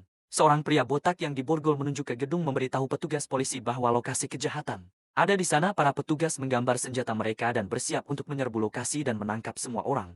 Di dalam kita melihat gadis itu sekarang bersih dan mengenakan pakaian baru. Terlihat seperti orang yang sama sekali berbeda dari sebelumnya. Si pria gendut tersenyum dan berkomentar bahwa setelah mandi yang baik, adik kecil menunjukkan dirinya sebagai anak yang sangat imut. Tetapi suasana hati berubah ketika pria botak berteriak, memperingatkan bahwa pihak berwenang telah mengepung gedung dan akan segera masuk. Tiba-tiba tubuh ayah yang sudah mati di lantai mulai bersinar dengan intens, membuat informan panik total. Dalam hitungan detik, mayat itu larut menjadi partikel cahaya dan menghilang sepenuhnya. Tanpa meninggalkan jejak atau bukti, si pria berambut gelap tetap tenang, memperingatkan teman-temannya untuk tidak panik karena melarikan diri sekarang bukan lagi pilihan terbaik. Pintu ditendang dengan keras dan petugas polisi menyerbu ruangan, mengarahkan senjata dan berteriak agar tidak ada yang bergerak dengan ekspresi serius. Petugas menyapu tempat itu dengan pistol di tangan menuntut untuk tahu di mana pemilik rumah itu. Polisi itu cemberut kesal mencari tersangka yang dilaporkan, tetapi tidak menemukan siapapun yang mati di sana. Bingung dan berkeringat dingin, pria botak mencoba menjelaskan bahwa pria itu menghilang, tetapi kata-katanya terdengar seperti kegilaan pada saat itu. Mengabaikan orang gila itu, pengawal berbalik kepada dua siswa. dan bertanya apa yang dilakukan anak-anak di tempat seperti ini. Protagonis mengaktifkan mode aktornya dan berbohong, mengatakan bahwa dia adalah sepupu jauh yang baru saja datang untuk mengunjungi kerabatnya yang malang. Si pria gendut mencoba menyamarkan kegugupannya dan memperkenalkan dirinya sebagai teman sekelas yang datang untuk menemani temannya dalam kunjungan yang mencurigakan. Petugas itu berjongkok hingga setinggi anak kecil dan bertanya dengan lembut agar dia tidak takut untuk berbicara. Gadis itu menatapnya dengan mata besar yang polos dan menjawab dengan suara lemah bahwa namanya adalah Siksi. Lalu pria itu menunjuk jari ke arah pria berambut gelap dan mengajukan pertanyaan fatal. Ingin tahu apakah dia benar-benar mengenal pria itu? Waktu seolah berhenti. Sementara semua orang menunggu jawaban si kecil yang bisa mengirim dua orang itu ke penjara. Kini, untuk kejutan semua orang, dia mengkonfirmasi kebohongan itu. Mengatakan bahwa dia adalah sepupunya dan ibunya sudah membicarakan tentang dia. Pria gemuk itu menghembuskan napas lega, menghapus keringat dari dahinya dan berbisik bahwa mereka perlu keluar dari sana secepat mungkin. Tetapi pria berambut gelap itu mengabaikan desakan itu dan berbalik kepada gadis yatim piatu, bertanya apakah dia ingin pergi bersama mereka. Gadis itu mengangguk setuju dan pria itu memperingatkan bahwa dia bisa ikut selama dia bukan beban bagi kelompok. Kemudian dia bertanya serius apakah si kecil tahu cara menyiapkan mie instan karena itu adalah keterampilan yang penting. Dengan mata bersinar, dia mengepalkan tinjunya dan berkata dengan bersemangat bahwa dia adalah ahli dalam hal itu, mencerahkan suasana. Puas dengan jawaban itu, pria berambut gelap itu tersenyum dan memanggil semua orang untuk meninggalkan tempat itu sebelum lebih banyak masalah muncul di jalan. Pria gemuk itu mengeluh lapar dan menyarankan untuk makan semur pedas untuk bersantai setelah begitu banyak ketegangan. Potong ke sebuah mansion mewah di mana tanda memperingatkan bahwa hanya tersisa 3 hari hingga kiamat es di luar. Teman itu bergetar ketakutan, mengatakan bahwa dia masih merasa belum siap untuk menghadapi ayahnya. Protagonis meletakkan tangannya di bahunya dan berkata bahwa mereka perlu meyakinkan orang tua itu hari ini, apapun biayanya. Di dalam, seorang pria berkumis membaca koran dan mengusir anak-anak itu, mengatakan bahwa dia tidak punya waktu untuk mendengarkan omong kosong. Sang putra bersikeras dengan putus asa, memperingatkan bahwa akhir dunia akan datang dan mereka perlu bersiap segera. Tetapi sang ayah hanya peduli pada Teanya dan berteriak agar mereka menjauh. Karena mereka mengganggu momennya, tiba-tiba tangan pria itu melintas di atas cangkir, yang menghilang dalam sekejap mata meninggalkan hanya piringnya. Pria berkacamata itu membelalak bingung mencari minumannya, yang secara misterius menghilang dari meja dengan senyuman. Si cowok berambut gelap menjelaskan bahwa itu bukan sihir, tapi kekuatan super yang dia coba jelaskan sebelumnya. Si kakek menyilangkan tangan skeptis mengatakan bahwa dia sudah melihat banyak trik murahan, dan tidak akan terjebak dengan omongan manis itu kehabisan kesabaran. Sang pahlawan memutuskan untuk lebih radikal dan membuat seluruh sofa bersinar dengan cahaya misterius biru. Dalam sekejap furnitur itu menghilang, dan si ayah jatuh di bokongnya di lantai berteriak ketakutan karena jatuh tiba-tiba. Si cowok melihat dari atas dengan senyuman kemenangan bertanya apakah sekarang paman akhirnya percaya dengan apa yang mereka katakan bahkan di lantai. Si pria keras kepala mengatur kacamatanya dan berkata dia menolak percaya bahwa dua anak berhasil memperdayainya. Kemudian protagonis mengulurkan tangannya lagi, siap menunjukkan bahwa kekuatannya sangat nyata dan berbahaya. Si ayah jatuh duduk di lantai keras memandang kedua cowok itu.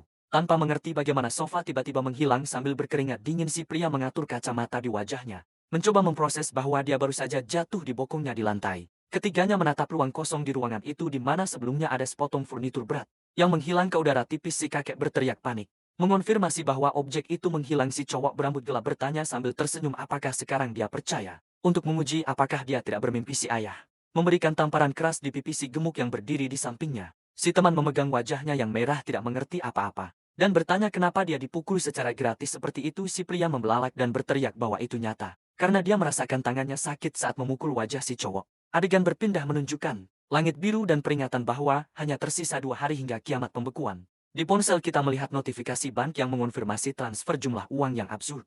Si gemuk hampir jatuh ke belakang melihat bahwa ayah temannya benar-benar mengirim 700 juta ke rekening. Si cowok berambut gelap mengambil alih dan memerintahkan temannya untuk fokus membeli pakaian cuaca dingin dan stok untuk bertahan hidup. Sementara itu kita melihat fasad megah dari mansion yang direnovasi untuk berfungsi sebagai benteng. Di akhir dunia, protagonis berjalan melalui koridor, memeriksa apakah konstruksi dan renovasi berjalan sesuai permintaannya. Dengan senyuman menyetujui, dia memuji pekerjaan kontraktor, mengatakan bahwa dia sangat puas dengan semua yang dilakukan orang yang bertanggung jawab atas pekerjaan itu. Menyesuaikan kacamatanya dan mengakui, ini adalah proyek paling sulit yang pernah dia realisasikan. Dia menjamin bahwa dengan persediaan yang cukup, seseorang bisa hidup terkurung di rumah itu sampai hari mereka mati. Pria itu menjabat tangan pembangun dan berjanji untuk mentransfer pembayaran akhir secepat mungkin sebelum mengucapkan selamat tinggal. Pria berambut gelap memperingatkan orang itu untuk menimbun makanan dan tidak meninggalkan rumah dalam beberapa hari ke depan. Pembangun bingung dengan peringatan itu dan bertanya sambil tertawa apakah ada super topan yang akan datang. Dengan senyuman, Dia setuju untuk istirahat sebentar karena dia sudah bekerja terlalu banyak pada pekerjaan melelahkan ini akhir-akhir ini. Kemudian beberapa truk tiba di mansion membawa ton persediaan penting. Untuk akhir dunia, teman gendut memperingatkan dengan bangga bahwa dia hanya membeli barang-barang paling mahal dan berkualitas terbaik di pasar. Senang dengan berita itu, pria berambut gelap memerintahkan semuanya untuk dibongkar di villa agar dia bisa menyimpannya di ruang dimensi miliknya. Seorang tetangga tua dan cucunya mengamati gerakan itu dengan penasaran dan bertanya apakah mereka sedang membuka supermarket di sana. Bocah itu menunjuk ke sebuah kotak permen dan mulai mengamuk meminta neneknya membelikan permen lollipop untuknya. Tanpa memperhatikan harta orang lain, nenek itu memberikan cucunya sebuah kotak permen. Tepat saat itu, teman itu berlari ke arah protagonis dengan ekspresi khawatir. Memperingatkan bahwa masalah besar telah muncul dengan putus asa. Dia mengeluh tidak bisa menghabiskan semua uang karena masih ada jumlah yang sangat besar tersisa di rekening. Pria berambut gelap menyelesaikannya dengan mudah dan mengirim temannya ke gudang biji-bijian besar untuk membeli semua stok yang tersedia. Dia ingat bahwa di masa depan, biji-bijian ini akan dicuri oleh penjahat dan memutuskan untuk mengatasi kejahatan ini secepatnya. Seorang karyawan mendekat, memperingatkan bahwa mereka tidak bisa mengirim barang karena seorang wanita menghalangi jalan. Adegan menunjukkan cucu yang buruk akhlaknya menginjak kotak-kotak rapuh. Sementara nenek berusaha membuka kemasan, protagonis datang dengan marah. Mempertanyakan apa yang mereka pikirkan dengan mengganggu barang-barangnya. Dengan keberanian yang luar biasa, wanita itu bilang cucunya hanya ingin permen. Dan dia seharusnya tidak peduli dengan hal-hal sepele. Cowok itu menatap tetangga yang memaksa itu dengan tatapan dingin. Sama sekali tidak setuju dengan sikap invasif dan clueless itu. Dia menunjuk wajahnya, sambil bilang anak muda tidak boleh pelit dan permen itu sebagai permintaan maaf. Nenek itu memanfaatkan kesempatan untuk meminta dia pergi. Semua kotak kardus di pintunya untuk dijual nanti, kehilangan kesabaran. Sang pahlawan menunjuk ke pintu keluar dan berteriak memerintahkan wanita itu untuk menghilang dari pandangannya. Segera mengabaikan omelan, si brengsek merayakan. Mengangkat lollipop raksasa yang baru saja dia curi dari barang orang lain. Marah karena ketidakhormatan, cowok berambut gelap itu berteriak. Menuntut wanita itu untuk menurunkan anak itu dari kotak sekarang juga. Si brengsek menjulurkan lidahnya, mengejek sang pahlawan dan bilang dia akan menghancurkannya atas nama monster. Cowok itu mengeratkan kepalan tangannya dengan ekspresi menakutkan dan memperingatkan dia lebih baik turun dengan cara yang mudah atau sulit. Nenek itu ikut campur, menunjuk wajahnya, berteriak agar dia menjauh dari cucu kesayangannya.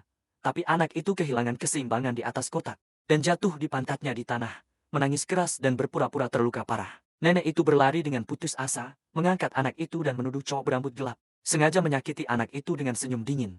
Dia bilang itu pantas untuknya dan mereka seharusnya belajar untuk tidak menyentuh apa yang bukan milik mereka. Jauh dari sana, dua gadis sombong mengamati semuanya dan berkomentar bahwa cowok itu gila menghabiskan begitu banyak uang seperti itu. Teman dengan rambut biru bilang menimbun makanan dan bahwa panas itu kebodohan, karena semuanya akan busuk sebelum mereka mengonsumsinya. Si berambut merah setuju dan memanggil yang lain untuk pergi ke salon kecantikan, menjamin bahwa Sak akan mengatasi masalah itu. Segera, satu hari sebelum kiamat, kita melihat taman logistik di bawah langit biru yang cerah, yang tidak menunjukkan bahaya yang akan datang. Cowok gendut memperingatkan dia sudah menghabiskan semua uangnya, membeli 5 gudang penuh biji-bijian untuk stok. Pria berambut gelap itu tersenyum puas dan berkata, sekarang yang tersisa hanyalah mengambil teman pemalu dan mengumpulkan biji-bijian untuk menyelesaikan. Mereka menemukan gadis itu bekerja keras dan dia berkata, dengan bahagia bahwa dia dipromosikan menjadi pengawas gudang. Pria itu memperingatkan bahwa pekerjaannya di sana sudah selesai dan dia harus mengundurkan diri segera untuk pergi bersama mereka. Tetapi sebelum pergi, dia meminta satu permintaan terakhir yang sangat penting, yang akan menjamin keberhasilan rencana bertahan hidup. Dengan tatapan serius dia membisikkan di telinganya, meminta kunci gudang utama untuk membobornya di malam hari. Wanita muda itu terkejut dengan permintaan berani itu tetapi setuju untuk membantu. Sepenuhnya percaya pada teman yang telah menyelamatkannya. Sementara pria gemuk itu mengamati semuanya, mengagumi kesetiaannya pada keberanian pria berambut gelap itu dan mempertaruhkan begitu banyak. Protagonis menjelaskan bahwa dia perlu mengambil biji-bijian sebelum penjahat masa depan mendapatkan tangan mereka di atasnya dengan kunci yang dijamin. Dia bersiap untuk tahap terakhir rencana sebelum dunia membeku selamanya. Di tengah malam gadis itu terkejut melihat pria berambut gelap di sana dan bertanya apa yang dia lakukan pada saat itu. Pria itu memintanya untuk menunggu di dalam gudang dan memperingatkannya untuk tidak memberitahu siapapun tentang keberadaan mereka. Dengan tatapan intens dia memperkuat permintaan itu menuntut kerahasiaan mutlak tentang apa yang akan terjadi di sana. Sekarang dia memperingatkan bahwa apa yang akan dia lakukan mungkin mengejutkan, tetapi memohon kepada wanita muda itu untuk tidak bersuara sedikit pun. Gadis itu tersipu dan mengangguk, berjanji untuk tetap diam dan mematuhi perintahnya tanpa gagal. Berikutnya, kelompok itu memeriksa tumpukan besar kotak yang berisi semua makanan yang disimpan di lokasi. Protagonis memberitahu kepala gudang bahwa anak buahnya akan mengambil alih sekarang mengusir tim lama. Pria itu menyerahkan kunci gudang lainnya dan mengucapkan selamat tinggal, meminta mereka untuk menelpon jika mereka membutuhkan sesuatu dengan tempat yang kosong. Pria berambut gelap itu melihat temannya dan tersenyum memperingatkan bahwa saatnya untuk bertindak akhirnya tiba. Mengulurkan tangannya dia mengaktifkan kekuatannya dan memerintahkan sistem untuk mengumpulkan semuanya di depannya sekarang. Sebuah cahaya redup melingkari lingkungan di dalam. Sebuah cahaya redup melingkari lingkungan dalam. Ketika kemampuan ruang mulai menarik sumber daya, kotak-kotak menghilang dengan kecepatan luar biasa, meninggalkan sebuah gudang yang benar-benar kosong dalam beberapa detik. Orang yang mengamati ruang kosong itu terkejut dengan efektivitas kekuatan penyimpanan. Tiba-tiba manajer berlari kembali karena dia lupa sesuatu yang penting, dan berjalan menuju pintu terbuka saat masuk. Dia mengatur kacamatanya dan hampir terjatuh ke belakang melihat tempat itu benar-benar bersih dan kosong. Pria itu terkejut, bertanya-tanya apakah dia sedang berhalusinasi, karena setumpuk makanan menghilang entah dari mana. Sementara pria berambut gelap berjalan menuju gerbang terkunci lainnya dan mengetuk pelan, memberitahu bahwa dia sudah sampai di sana. Gadis itu membuka pintu dengan malu-malu dan tersenyum lega. Melihat bahwa pria itu datang untuk menjemputnya seperti yang dijanjikannya, dia menjelaskan dengan bersemangat bahwa ruangnya membekukan waktu. Menjaga bahkan mie panas tetap segar selama berabad-abad. Temannya bertanya apakah waktu di sana adalah nol. Dan sang pahlawan mengatakan bahwa dia masih perlu meneliti detailnya lebih baik. Sambil tersenyum, dia berlari untuk mengejar kelompok sementara pria itu berjalan tenang menyusuri koridor. Mereka tiba di depan tumpukan besar pasokan lainnya yang siap diambil sekarang. Mengulurkan tangannya, pria berambut gelap itu melepaskan energinya yang kebiruan untuk menyedot semua stok berharga itu dalam sekejap. Cangkang-cangkang itu menjadi kosong dan barang-barang menghilang seolah-olah itu adalah sihir murni. Gadis itu menutup mulutnya dengan tangan dalam keadaan terkejut total, tidak percaya dengan keajaiban yang baru saja dilihatnya. Sambil tersenyum, dia mengonfirmasi hal itu sementara dia bertanya ketakutan bagaimana semuanya bisa menghilang begitu cepat.